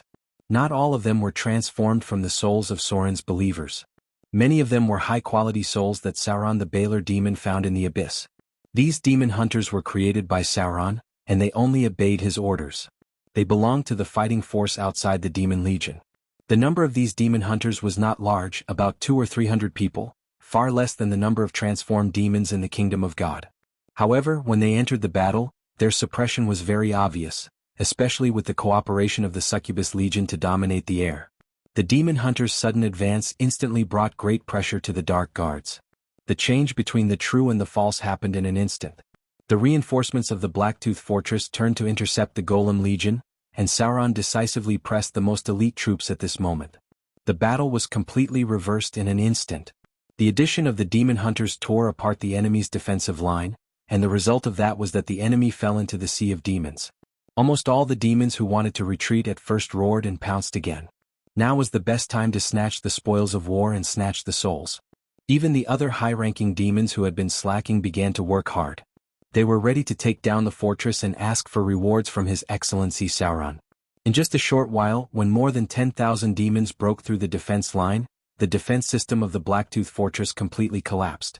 As long as the enemy couldn't gather together to form an effective defensive line, it would be a tragedy. The demons pounced forward, biting and slaughtering. Soon, a large number of the defenders in the Blacktooth Fortress died. Even the Dark Guards died under the siege of the High Demons. At this moment, the demonic army, which was used as a distraction, instantly became the main force of the attack. After harvesting the souls in the Blacktooth Fortress, Sauron immediately ordered the army to advance. Over 100,000 demonic army swiftly advanced toward the Throne of Fear. The change in reality happened in the blink of an eye. When the petitioners who went to support the Golem army had just gained a foothold, the demonic army had already advanced more than 100 kilometers. After conquering several places in a row, the demons' morale was higher and higher. Basically, without Sauron's urging, the demons pounced forward, eager to snatch more souls in this battle. At the same time, some powerful Dark Guards were hunted down, and their divinity was scattered to some of the high-ranking demons. Even Rachel, who followed Soren, gained some divinity. The other assassin demons and 8-armed snake demons gained more divinity. What they wanted to do the most at this moment was to kill more enemies with divinity. the situation was suddenly reversed. The demonic army advanced faster than the golem army. The demon hunters were like a sharp knife that led the demonic army to advance quickly. With the support of a huge number of demons, the petitioners who were less than 10,000 were almost instantly devoured. At the same time, in the vicinity of the dark forest, a group of up to 1,000 demon hunters and heroic spirits were advancing. They all had a trace of the power of shadow. These troops quickly approached the throne of fear in a semi-stealth state. While the demonic army and the golem army attracted the attention of the demonic army, they quickly went hundreds of kilometers deep into the kingdom of fear. Then, when the dark guards were busy intercepting the demonic army again, the vanguard led by Ugly Monkey had arrived near the mountains. "We can begin." Ugly Monkey glanced at the Saint Cardinal beside him and nodded. "Prepare the teleportation portal." More than 10 high-ranking priests who accompanied them stood up. Under the leadership of the Saint Cardinal, they set up a teleportation portal at an astonishing speed. Then they locked the coordinates to the dark forest. Along with the radiance of the teleportation portal, groups of heroic spirits in armor walked out from it, followed by an even larger number of petitioners. Among Soren's believers, there were a large number of combat-type professions. Many pirates would also enter his kingdom of fear after they died. Therefore, Soren, as a combat-type deity, had a high quality of petitioners. Through the teleportation portal, he quickly transferred more than 30,000 soldiers to the kingdom of fear. These troops had already approached the throne of fear. At the same time, the slaughterers who had been guarding the throne of fear had also discovered them. There were tens of thousands of powerful demons and petitioners guarding the throne of fear. At the same time, there were also terrifying slaughterers wandering around. This was the last line of defense of the Dread Lord. No matter what happened outside, these troops responsible for guarding the throne of fear would not leave. Only by defeating them could Soren's petitioner army get close to the throne of fear. The first wave of confrontation quickly broke out. Ugly Monkey had fallen while exploring this place. Therefore, he knew the terrain and the number of enemies around the throne of fear very well. As a god's messenger from another world, he led the demonic hunter army to attack first and quickly attacked the Dark Guard's line of defense. The priests at the back were casting divine spells. After the petitioner army gathered, they began to press forward. There were only about 10,000 demons here, but most of them were very powerful. They were the last resistance to approaching the throne of fear. The news of another army approaching the throne of fear was quickly spread to the other Dark Guards. On the path of the Golem army, a large number of enemies who had the ability to teleport gave up on fighting. They directly teleported to the throne of fear. Then they saw more and more enemies below the mountains. Under the light of the teleportation spell, the number of demons and petitioners quickly increased to more than 20,000. This was the will of the Dread Lord commanding them. After realizing that Soren's army was approaching the throne of fear, he decisively gave up on stopping the demons and Golem army. Instead, he gathered most of the elites under the throne of fear to stop the strongest petitioner army. P.S. First update.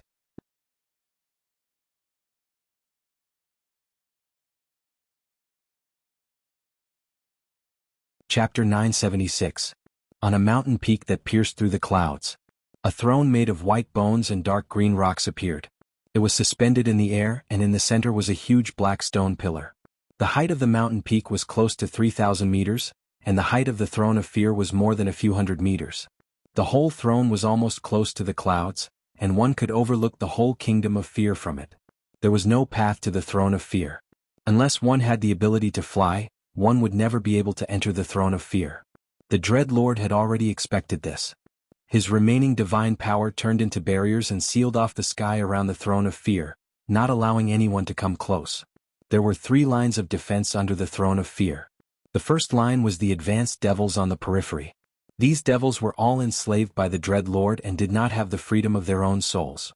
They would protect the throne of fear with their lives, because if the throne of fear was breached, these devils would all die. The second line of defense was formed by the most devout petitioners. Most of them were top-level Dark Guards and Dread Lords. They were fanatics when they were alive, and would not take a step back in the face of any enemy. The last line of defense was the slaughterers created by the Dread Lord's divine power. They were very terrifying creatures, and any one of them could challenge an army. There were more than 10 of them under the throne of fear. They prevented anyone from getting close to the throne, including the other petitioners in the kingdom of fear. The sudden increase in the number of enemies brought great pressure to Soren's heroic spirit army. The ugly monkey's attack was stopped, and under the enemy's desperate resistance, he slowly retreated to his original position. At this moment, there were already 50 to 60,000 dark army gathered under the throne of fear. Almost all the enemies in the kingdom of fear who had the ability to teleport had arrived. There were still hundreds of thousands of petitioners enslaved by the Dread Lord's will in the kingdom of fear. They were getting ready to surround and destroy Soren's heroic spirit army. If they could not destroy the throne of fear before the petitioners gathered, all the heroic spirits under Soren's command would die here. Fortunately, the Dread Lord had gathered most of his forces under the throne of fear. The Devil army and the Golem army were able to advance quickly. They were only 50 to 60 kilometers away from Soren's heroic spirit army. If all the troops were gathered together, the combat power of both sides would be evenly matched, and it would be difficult to determine the victor.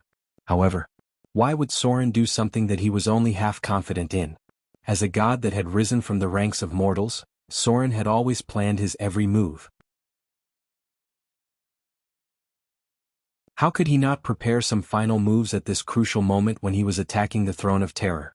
Get into formation. Following the roars of the heroic spirits, thousands of petitioners lined up into 3 military formations. The demon hunters also flew into the air, while the saint priests began to prepare a large-scale buff spell. Divine spells of this level could not be completed by her alone. The person behind all of this was Soren himself. His divine power was continuously channeling into the bodies of the saint priests. Teams of black-armored dark guards appeared. The Dread Lord had enslaved a large number of demons. Most of them were middle-grade and high-grade demons. As it was close to the border between the Bator Inferno and the Bottomless Abyss, he had also enslaved many demons from the crack. The Dark Guards were still the main force of the Divine Kingdom. These terrifying creatures were similar to demons, but they maintained a human form and looked similar to the demon hunters. The Dark Guards were a very difficult creature to deal with, especially the Dark Guards created by the Dread Lord. They could also evolve into the more powerful Dread Lord. Dread Lord. Challenge rating, 21. This was a kind of semi-holy creature. In the Divine Kingdom, their level of existence was the same as that of a Saint Cardinal. Not only did they have amazing melee ability, but they could also use divine spells below the 7th grade. The most frightening thing about them was that they had an area of effect aura of fear. Since the fall of the god of tyranny, fear, replaced strife as the core of the Dread Lord. At that time, the power of the aura of fear was given to the powerful petitioners. The aura of the Dread Lord was up to an astonishing diameter of 100 meters. In other words, the biggest difficulty of the current battle was that more than 10 Dread Lords would spread out and cover an area of 1,500 meters with the power of the aura of fear. This kind of spiritual energy would intimidate enemies with weak willpower. Even heroic spirits might be greatly affected. Glory of courage.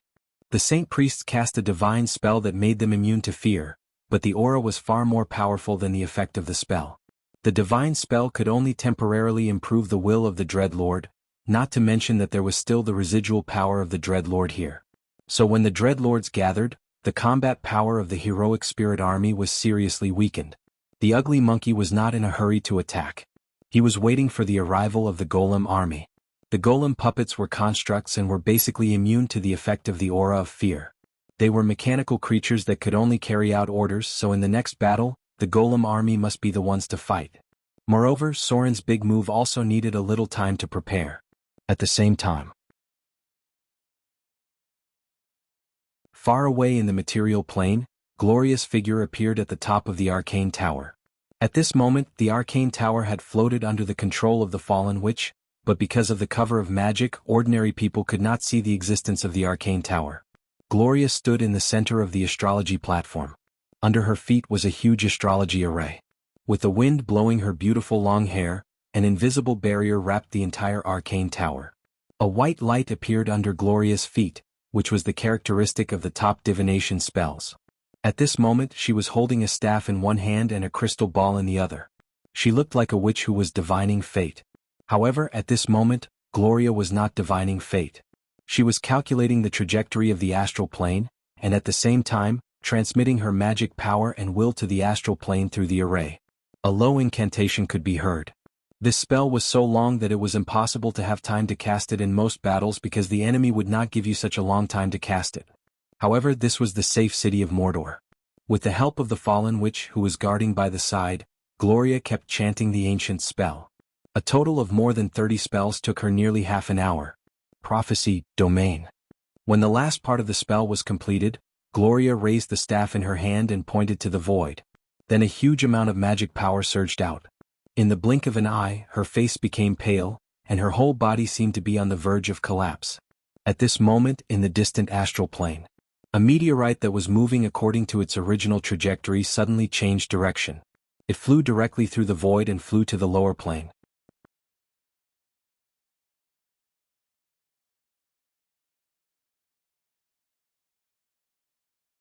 Chapter 977.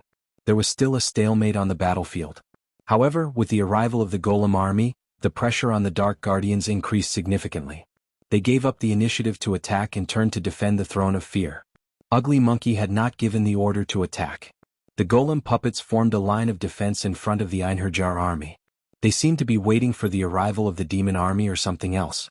From time to time, Ugly Monkey would look up at the sky and then silently calculate the time, as if he was thinking about the opportunity to attack. Time ticked by. The figure of the Baylor appeared in the distance, but it was not on the route of the Einherjar army, but on the other side of the Throne of Fear. Demons were not easy to control, and it was almost impossible for them to fight together. If they attacked in the same direction, it might lead to internal strife. Sauron, the Baylor Lord, attacked the flank. At this time, most of the low-grade demons had died.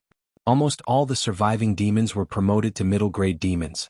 Some of the high-grade demons also plundered the power of divinity from the Lord of Fear. It's almost time.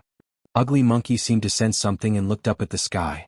All of a sudden, the weather on the whole battlefield changed drastically, and then a powerful wave of divine power appeared. A crack suddenly appeared in the sky above the Kingdom of Fear. Soren's divine power covered the whole battlefield. He broke the space of the Kingdom of Fear and then guided a terrible spell into this world.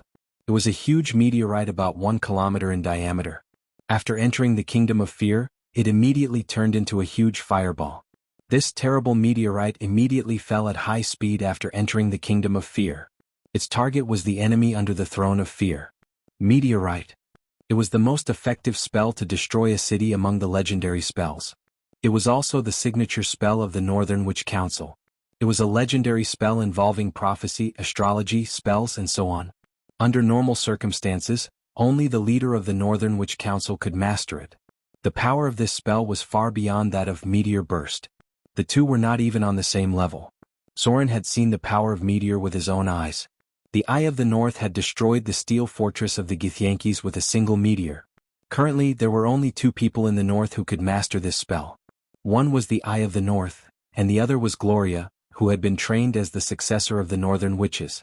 It was just that Gloria came to Motor City because of Soren, and more importantly, Soren gave her the Scepter of Savras. With the power of prophecy, Gloria could lock onto meteorites in the astral plane and use spells to control them. Rumble.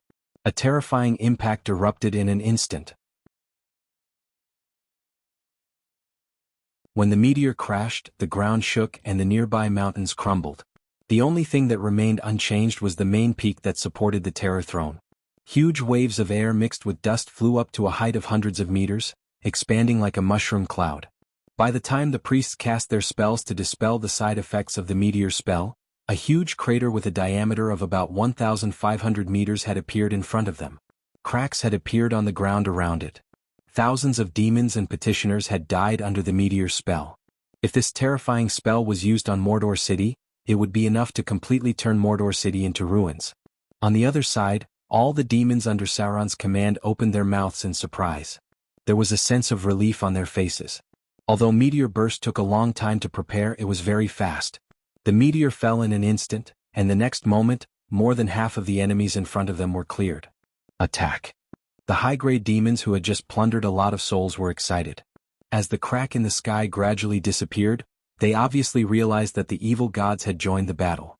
This meteor burst greatly weakened the enemy's power. The high-grade demons who had just plundered divinity from the Lord of Fear were eager to move. They seemed to want to get more souls and more power. The Einherjar under the command of the Ugly Monkey also began to launch a surprise attack. Meteor Burst did not cause any casualties to them. Only a small number of golems had a little malfunction because of the terrible impact of the meteor. Now they were paralyzed in place and could not move. The ones with the most casualties were the Dark Army guarding the Throne of Fear.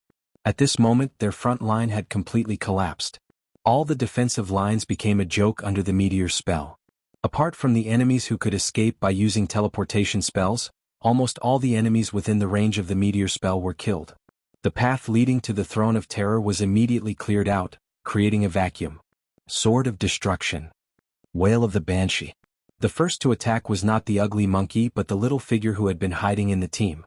Two figures like little angels were the first to break through the line of defense of the Dark Army and reach the bottom of the Throne of Fear. With the fragments of space torn, a dark magic sword appeared in her hand. Then there was a large-scale wail of the Banshee. The legendary deadly spell that ignored levels suddenly shrouded many dark guards. The terrible infrasound invaded their brains, and then the enemies fell one after another. Vivian and Lillian.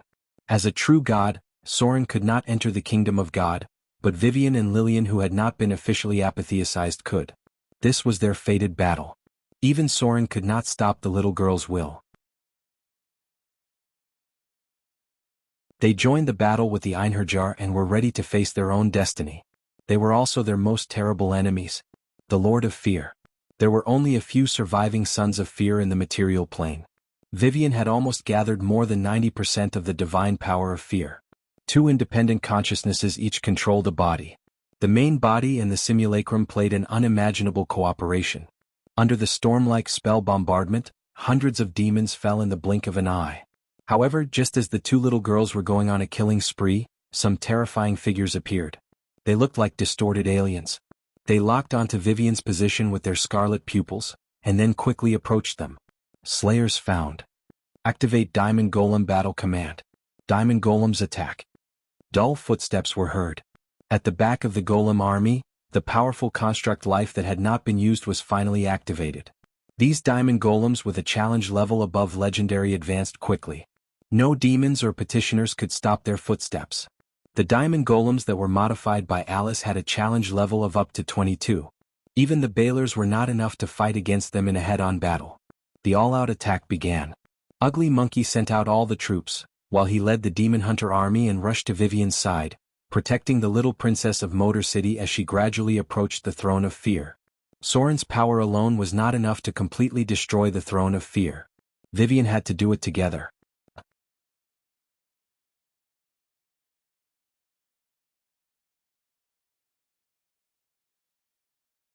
Chapter 978. A single meteor spell caused a terrifying number of casualties to the Dark Guards. But under the power of the Dread Lord, they still guarded the throne without fear of death.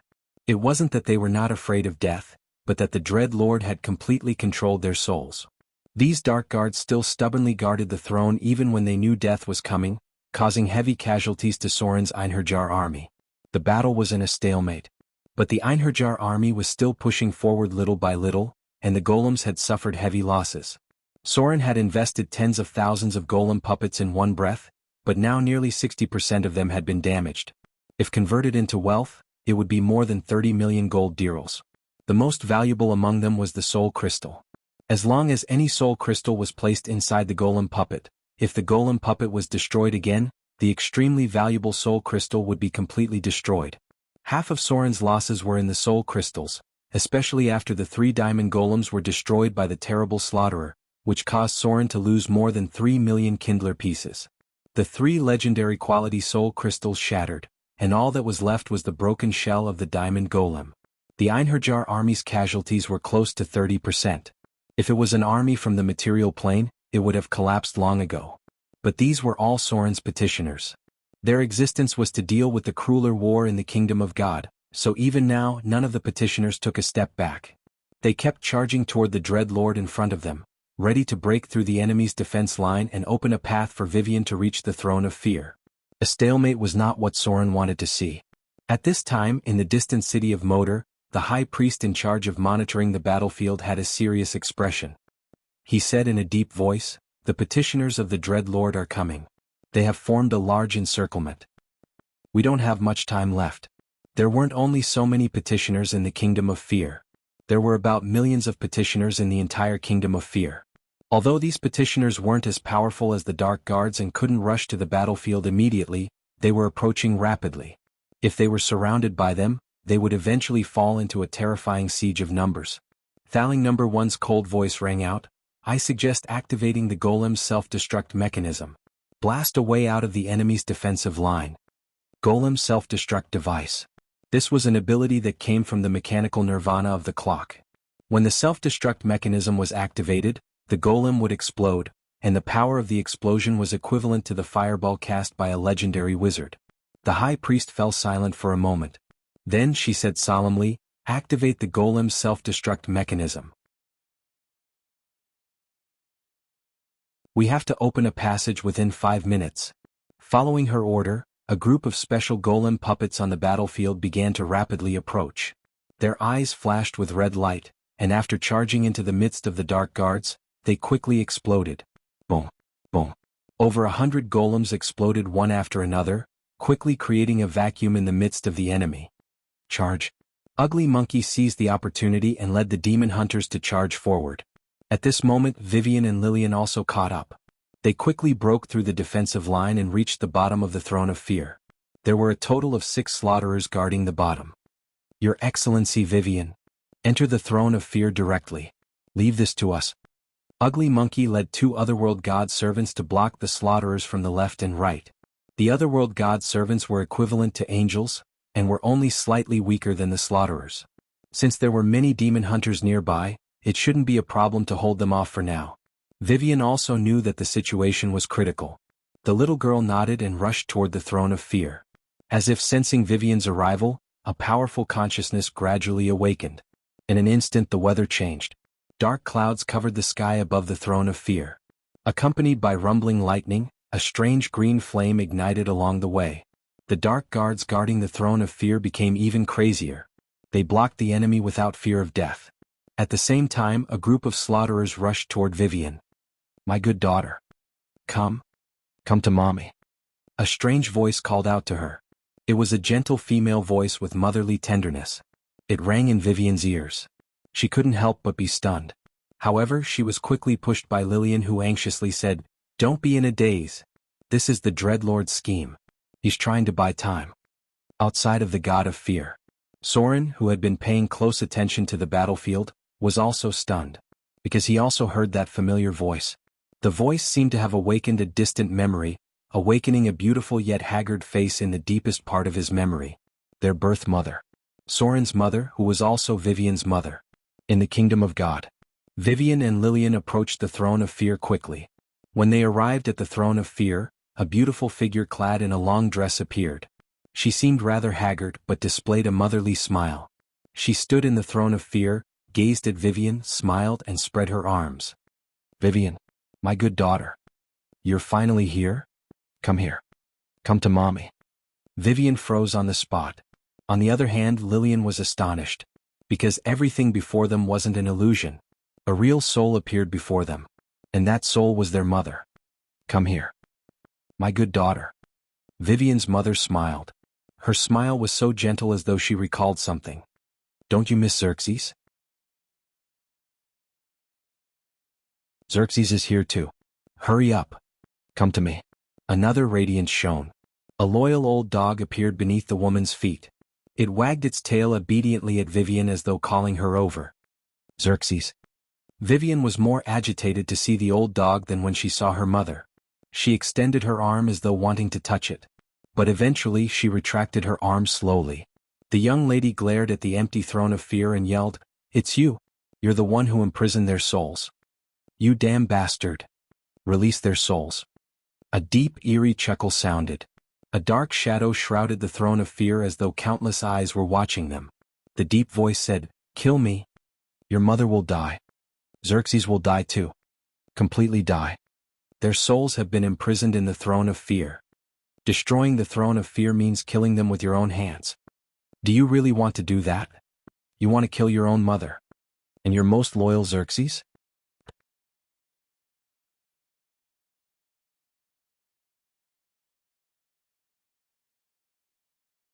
Chapter 979.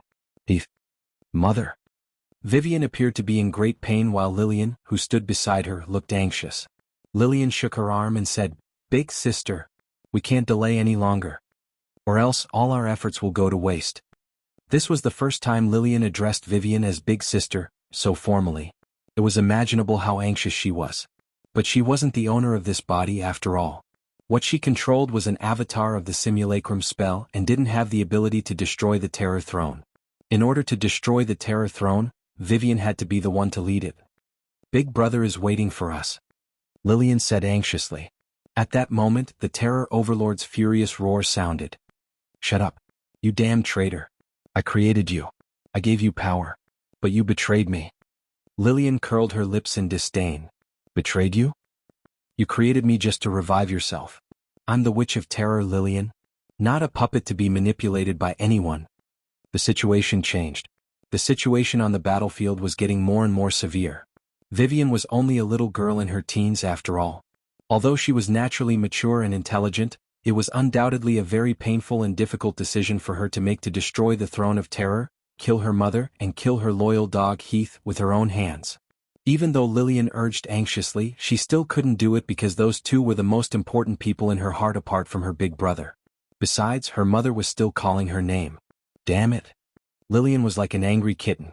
She growled at Vivian, "How long are you going to hesitate? If this operation fails, Big Brother will be in great danger. Since you can't do it, give me control of this body. Let me do it." Lillian vanished as soon as she finished speaking. She returned to Vivian's body and was about to seize control of the body. However, at this moment, a crack suddenly appeared in the sky, followed by a golden ray of light that fell from the sky. Big Brother. Vivian raised her head. Her beautiful eyes were filled with tears. For such a kind-hearted little girl, it was too cruel for her to personally end her mother and the old dog that had grown up with her. This would make her feel guilty for the rest of her life.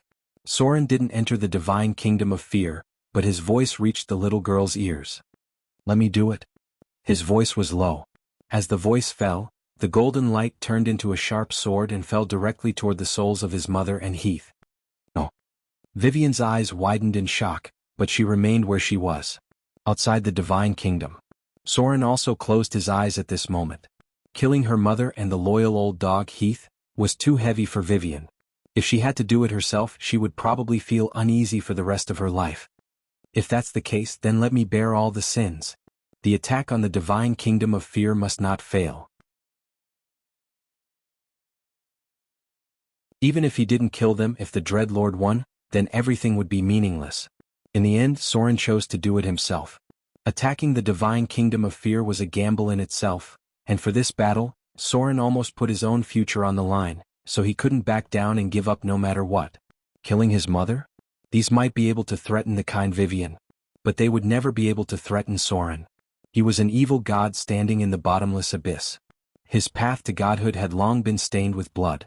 If the Dreadlord thought that he could threaten him with two souls, then the enemy was too naive. Divine shockwave. The golden divine power directly hit the throne of fear. With the vibration of the distance, the two souls gradually dissipated under the brilliance of the divine power. Lillian had returned to her body. Sister. Her anxious voice resounded in his mind as she hurriedly said, "Hurry up and do it. It's almost too late." Vivian slowly raised her head. Her expression at the moment was a little blank, but it was more of a pitiful sadness. A trace of anger appeared in the little girl's eyes, and then it burned like a raging fire. Her small figure floated in the air, looking at the darkness around the throne of fear and said coldly, "I want to die with my mother and Heath."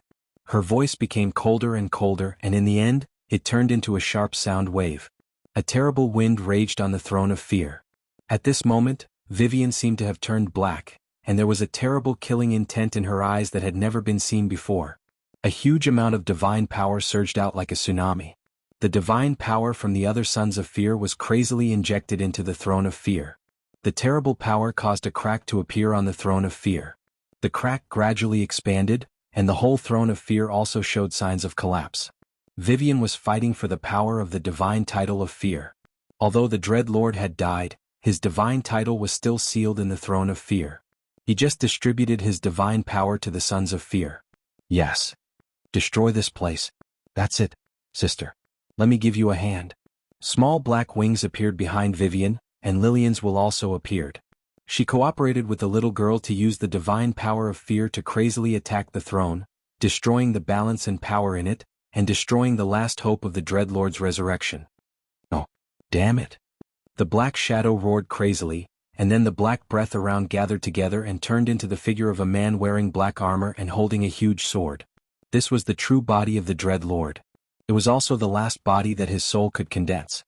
He rushed towards the two little girls crazily, ready to stop them from destroying the throne of fear. However, at this time, a golden light appeared in the sky again, and a huge golden palm stretched out from the sky. Soren's low voice sounded, "Your enemy is me." Divine form. Outside of the divine realm of fear, Soren's figure turned into a golden giant hundreds of meters high. Because of the Avatar crisis, his body could not enter the divine realm of fear, but his power could penetrate the plane barrier. At this moment he was completely squandering his divine power to fight with the enemy. The golden body was constantly consuming his stored divine power. Boom! There was a loud sound of cracking. In the corner of the throne of fear, the huge skull with burning flames had cracked and separated from the throne of fear. With the whistling of the wind, it fell from a height of thousands of meters. Cracks appeared one after another. The runes engraved on the throne of fear had already cracked. Even the stone pillars supporting the throne had cracks on them. Ah! Vivian's sharp cry sounded. At this moment the little girl's clothes had turned into flying ashes. Under the structure of divine power, a strange black dress armor appeared. A black sword of destruction appeared in her palm. The little girl roared and held the sword with both hands directly into the center of the throne of fear.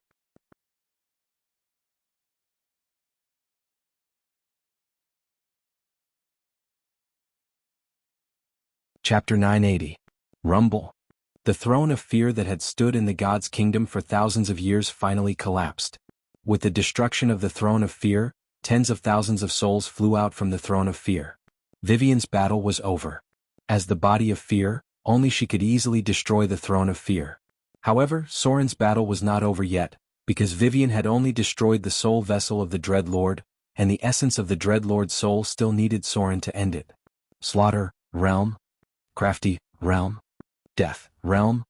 The golden light spread out like waves, and Soren's arm was like the palm of a titan, directly grabbing the shadow after the throne of fear was broken. An enemy with great divine power was very scary. However, if the enemy was already dead and only a soul was left, Soren was not afraid at all. The power of slaughter and death blocked all the escape routes of the Dreadlord. Soren's body could not enter this world, so it was impossible for him to fight hand to hand. The only way he could kill the Dreadlord was to use the most direct and violent divine power shockwave. Oh! With a desperate roar, the shadow gradually shattered under the impact of Soren's divine power. This was the most direct way to destroy the enemy, using a huge amount of divine power to crush the enemy, but it was also the most exhausting way to fight. Countless souls surged out. As an evil god, the Dreadlord had bound many souls over the years. These souls were not only the believers who went against his will, but also the believers of other hostile gods. These believers were sacrificed to please the Dreadlord, and the Dreadlord imprisoned their souls. This was the most common method used by evil gods. The Queen of Spiders had imprisoned many elven souls. Now with the death of the Dreadlord, these souls were free. However, Soren did not intend to let these souls go. He was not a compassionate god. With the spread of the golden light, Soren's huge palm grabbed these souls and kept them in his palm. These were all high-quality souls. The Dreadlord would use them to complete his throne and bind them to provide him with power. Meanwhile, Soren was preparing to turn them into petitioners. After Vivian took over the Dreadlord's divine title, she would need a new batch of petitioners. The last of his aura dissipated. As the Dreadlord's soul was completely erased by Soren, countless golden rays of light rained down like meteors. This was the power of the Dreadlord's divinity and quintessence. The divinity released by the fall of a powerful god was extremely frightening. Most of the power surged into Vivian's body, including the fear and strife priesthoods. The fear priesthoods entered Vivian's soul, while the strife priesthoods entered Lillian's soul. These were the two souls that were most qualified to inherit the power of the Dreadlord. The third person was Soren, who held the divinity of slaughter and death. The power of death surged into Soren's body. As the successor of the three death gods, Soren obtained about one-third of the power. As for the rest of the divinity, it was scattered among the other creatures on the battlefield. Not only the Baelor Lord Sauron, but even the succubus owner's mother, Renalise, obtained the power of divinity. Then she automatically gained the legendary ability of Fear Aura. The demonic power Sauron obtained the most divinity. It was about 8 divinity, and at the same time, a small amount of quintessence was absorbed. Many greater demons obtained 1 to 2 divinity. These scattered divinity added up to about 30 divinity. They were automatically absorbed by the beings that were compatible with them. The ugly monkey and some demon hunters also obtained this power. Among them, more than 10 demon hunters automatically understood the Fear Aura. A powerful god would have at least 300 divinity and quintessence. Because this was the kingdom of fear, the divinity and quintessence were not scattered. The Dreadlord was an old god. Even if he didn't do much in the past 1,000 years, his divinity should be more than 320 divinity. It was more difficult to increase the quintessence, so it could only be calculated as 300 divinity. Vivian and Lillian obtained most of the divine power. Along with the cold prompt, the divinity that Soren obtained also appeared in front of his eyes. You've killed the Dread Lord. Extracting the target's soul energy. You've obtained 32 million slaughter EXP. The target has divinity. Extracting the target's divinity. You've obtained 77 divinity. The target has quintessence. Extracting the target's quintessence. You've obtained 75 quintessence. The power of fear domain has increased. The power of slaughter domain has increased. The power of death domain has increased. The power of domination domain has increased. The power of order domain has increased. The power of evil domain has increased. You've obtained tyranny domain. You've obtained strife domain. The powerful divinity and divine power from the Dread Lord were absorbed by Soren. As expected of an enemy with great divine power, Soren obtained the most divinity in history. And this was only a part of it. The Dread Lord's soul energy was devoured by Soren, which brought him as much as 32 million slaughter EXP. Not only did it make up for the millions of slaughter EXP that Soren used to kill the Dread Lord, but it also gave him more than 20 million slaughter EXP. The divine power alone wasn't enough to defeat the Golden Giant Hand. Soren had almost completely entered the form of a divine spirit in the battle just now, and he was burning hundreds of thousands of slaughter EXP every minute. Most of the power went into Vivian's body. But at this moment, the little girl didn't have much joy on her face. On the contrary, she looked quite sad and murmured, "Heath, mother, Heath." A strong repulsive force appeared. Vivian's figure automatically rose into the air. The power of the Dread Lord allowed her to directly advance to intermediate divine power, but this also meant that the power of the Avatar crisis was acting on her body, and the kingdom of God was gradually rejecting her. Soren looked at the sad Vivian. The Golden Giant Hand suddenly spread out in front of her, and then 2 white souls appeared in his palm. Vivian immediately covered her mouth in surprise when she saw it, and then her face was full of disbelief and surprise. "Mother." The little girl seemed to want to rush over, but the power of the kingdom of God had already made her angry, and an irresistible force was sending her out of the kingdom of God. Outside the kingdom of God. Soren sighed softly, and then broke through the air to directly catch Vivian. If he didn't do so, the little girl would fall directly into the material plane. Because she had already become a god.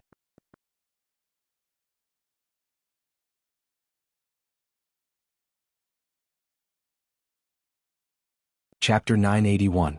With the death of the Dread Lord, the battle in the Divine Kingdom soon ended. Some of the Dark Guards died directly, and the rest of the petitioners also fell in large numbers. These were the existences whose souls were bound by the Dread Lord. Because of the complete death of the Dread Lord, they also fell. As for the rest of the petitioners, their reaction was very fast. They immediately turned to Vivian's subordinates. Some of the Dread Lords who did not fall almost immediately surrendered to Vivian. Although the main battle was over, there were still many battles left.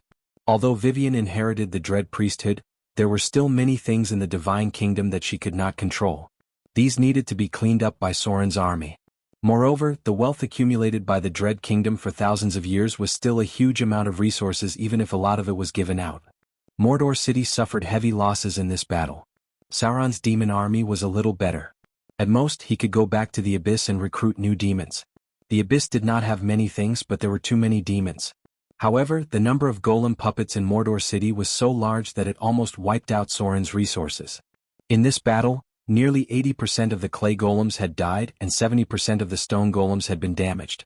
The iron golems had suffered the greatest loss, because they had used up a lot of energy from their self-destruction.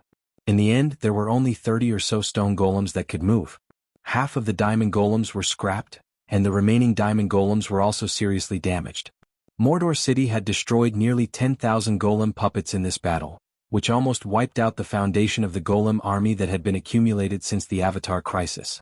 The direct economic loss was not easy to calculate, but 10 million Kindler was definitely more than that. With such a heavy loss of the golem army, Soren's golem factory almost needed to start manufacturing again. And this required a lot of resources.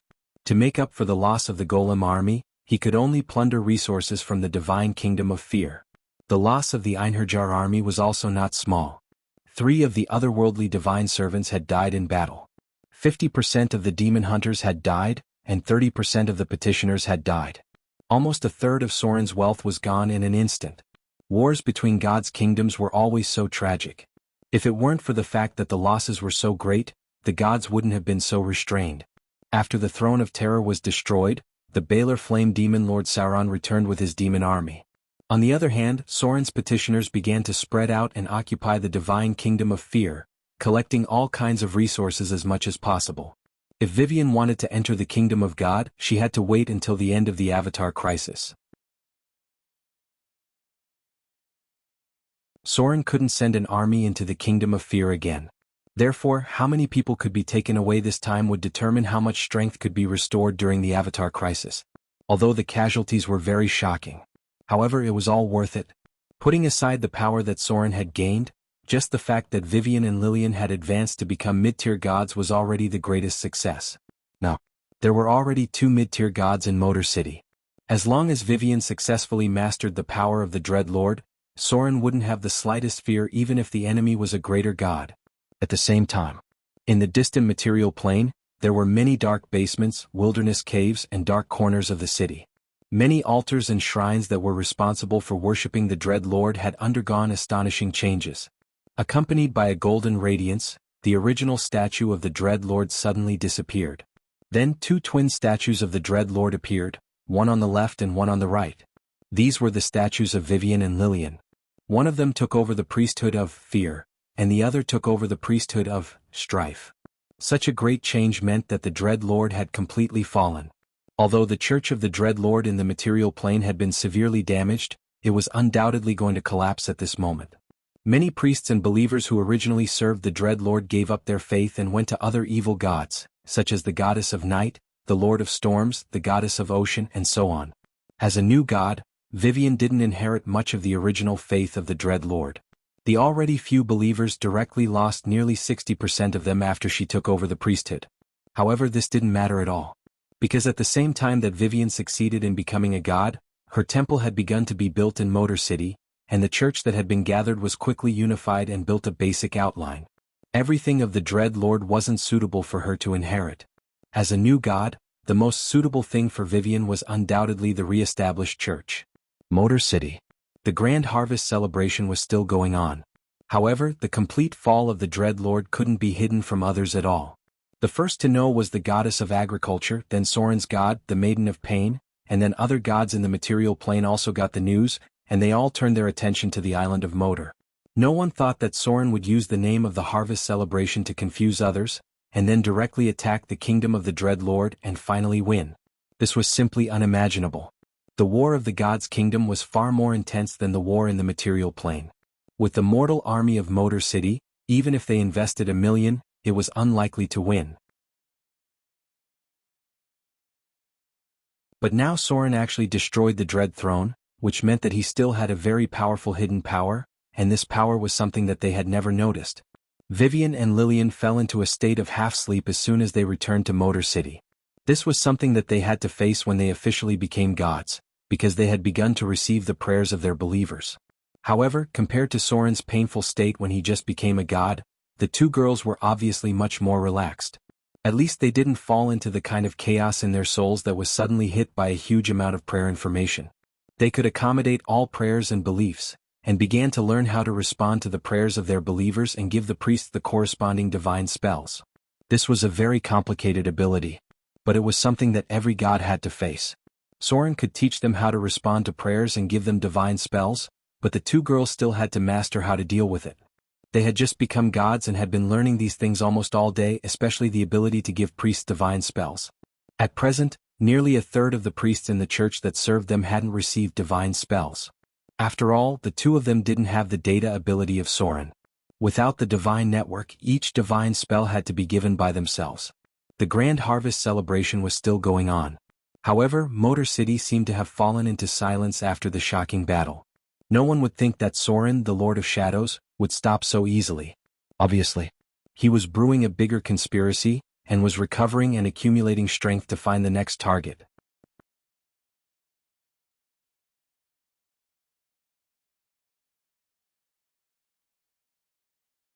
Chapter 982. The complete death of the Dread Lord seemed to have removed a mountain from Soren's heart. At this moment he could finally breathe a sigh of relief because history had been completely changed by him. Lillian, the Witch of Fear, did not die in the hands of the Silver Moon Lady, and she also took over the divine title of Strife. As for the Silver Moon Lady, she was caught in the war with the Lady of Night. The two ancient goddesses who had been fighting for countless years were already in a fierce battle. The goddess of agriculture returned to the continent after the harvest celebration. However, before she left, she talked to Soren for a while. Before she left, she looked at Soren deeply. At this time, the city of Motor had become one of the most powerful forces in the material plane. Although Vivian was still learning how to become a true god, receiving faith and giving divine spells, the power of the Dread Lord had gathered on them. As mid-level gods, their combat power was quite amazing. As for Soren himself, he was also in an important stage of accumulation at this moment. The divine power of the Dread Lord still needed to be completely integrated with him. The more than 30 million slaughter EXP still needed to be arranged. Soren's strength needed to be accumulated before he could break through again. A week passed in the blink of an eye. Soren, who returned to the city of Motor, was busy controlling the new power of divinity, and the first thing to improve was his divinity. After successfully killing the Dread Lord, Soren's divinity accumulated to 350 points, and he became a great divinity. After Soren killed the number one enemy, he didn't need to deliberately keep the slaughter EXP.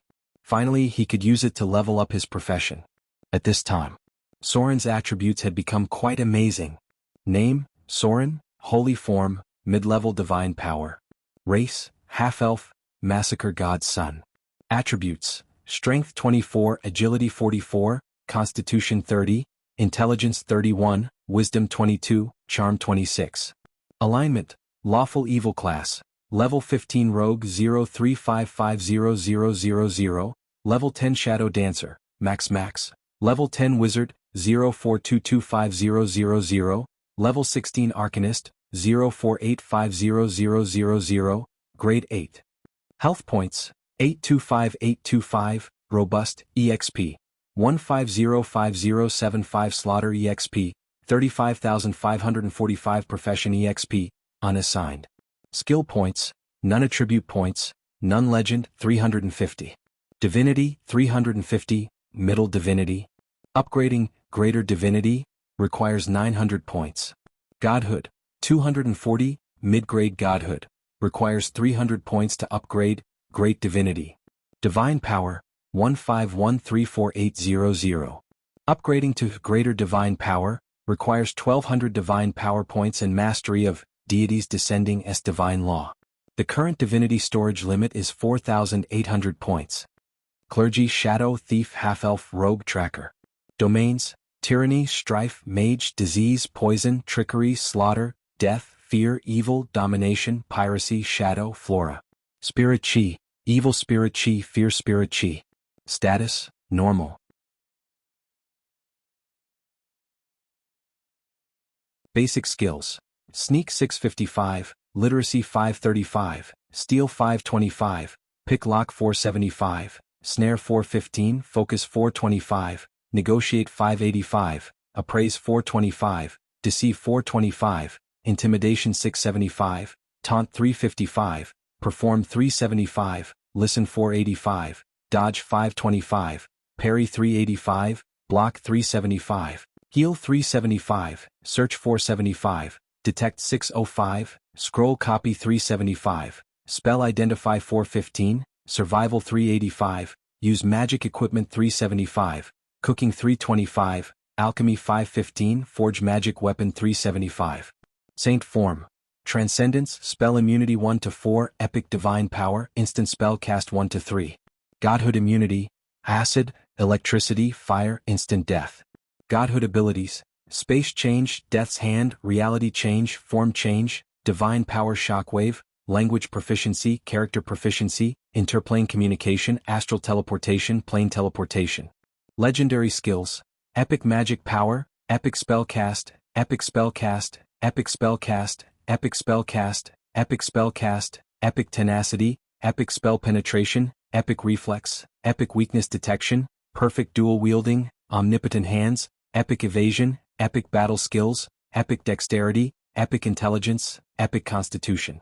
Special Abilities, Blessing of the Goddess of Magic, God Slayer, Blessing of the Misfortune Goddess, Blessing of the Sea Goddess, Dragon Blood Baptism LV2, Heart of Slaughter, Slayer, Death Walker, Ascetic, Erudite, Blasphemy. Personal Abilities, Nimble Left Hand, Eidetic Memory, Perseverance, Encyclopedic Knowledge, Spellcasting Proficiency, Reflex Evasion, Intuitive Evasion, Roll Evasion, Agile Movement, Evade Sight, Dark Vision, Combat Spellcasting, Mobile Spellcasting, Spell Control, Empower Spell, Extreme Spell Casting, Craft Magical Equipment, Spell Penetration, High Magic Resistance, High Cold Resistance, High Fire Resistance, High Poison Resistance, High Lightning Resistance, Sturdy, High Regeneration. Advanced, Telepathy 100 feet. Profession Abilities, Arcane Memory, Arcane Counterspell, Arcane Runes, Shadow Dominator, Nimble Mind, Military Weapon, Proficiency, Curved Sword, Legendary.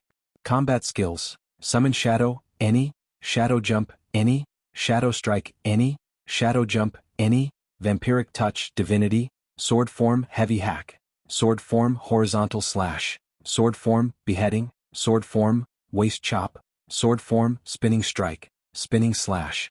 After killing the Dread Lord, Soren's strength had increased tremendously. If one were to use specific data to calculate, it would take more than 3 days and 3 nights to finish. However, the most obvious increase could still be calculated. The most obvious was the increase in his attributes and basic abilities. Soren had completely caught up with the old gods. Then there was an additional ability, Divinity Immunity. This was the standard for becoming a great god. Soren's divinity immunity was acid, lightning, fire, and instant death. Simply put, acid damage and acid spells were ineffective against Soren. Lightning spells and lightning damage were ineffective against Soren. He was completely immune to normal fire damage, and any instant death would be automatically ignored.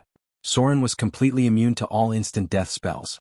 Of course, the power of the Divine Spark immunity was not completely obtained, because this ability also included immunity to attribute absorption, immunity to attribute damage, disease, cold, disintegration, energy absorption, mental influence, paralysis, poison, sleep, intimidation, transformation, imprisonment, banishment, and so on. Soren was still not a great god. So currently he was mainly improving to deal with the most common damage effects. Then there were the legendary abilities, which were legendary spell maximization, epic magic, and legendary spell instant cast. These abilities could not be enhanced by the power of the divinity. Even Soren had to rely on his own profession level to obtain these abilities. The most obvious increase was in the divinity of shadow. Soren had now completely merged with the divinity of shadow. He had obtained the ability to summon shadows at will, jump 500 meters at will, attack at will, and travel at will. Simply put, he could use these abilities infinitely. He had come into contact with the origin of the shadow power. These abilities within the scope of the divinity had no limit at all. Unless he lost the divinity of shadow, in that case, he would recover the abilities brought by his original profession level. The closer Soren was to the great divine power, the more he felt the horror of the great divine power. He finally knew why there were not many great divine powers promoted for so long. It was because the 900 divinity value alone was already a difficult task. If there was no outbreak of the Avatar crisis, it would take a normal god many years to accumulate it. Now Soren's divinity value had reached 240 points. That was to say, as long as he killed a strong enough target, then he could officially enter the range of great divine power and be qualified to become the main god of a divine system. The end of the Avatar crisis was getting closer and closer. Around the end of next year, the last wave of impact would break out. There was not much time left for Soren. Because when the Avatar crisis was completely over, It was not easy for Soren to kill a weak divine power god. This often meant that he needed to completely destroy the other party's church and divine kingdom. At that time, the structure of the gods would be stabilized again. In the blink of an eye, it was early September. The silent Mordor city was accumulating strength, and the golem factory was constantly producing new puppets. At this time, some new things began to appear, such as the bank that had recently appeared in Mordor City, and a large number of farms in the Windspear Hills. After enduring for a long time, the elemental god finally couldn't help but take action. Near the Eastern Sea, the god of water elements and the god of fire elements broke out in a shocking battle.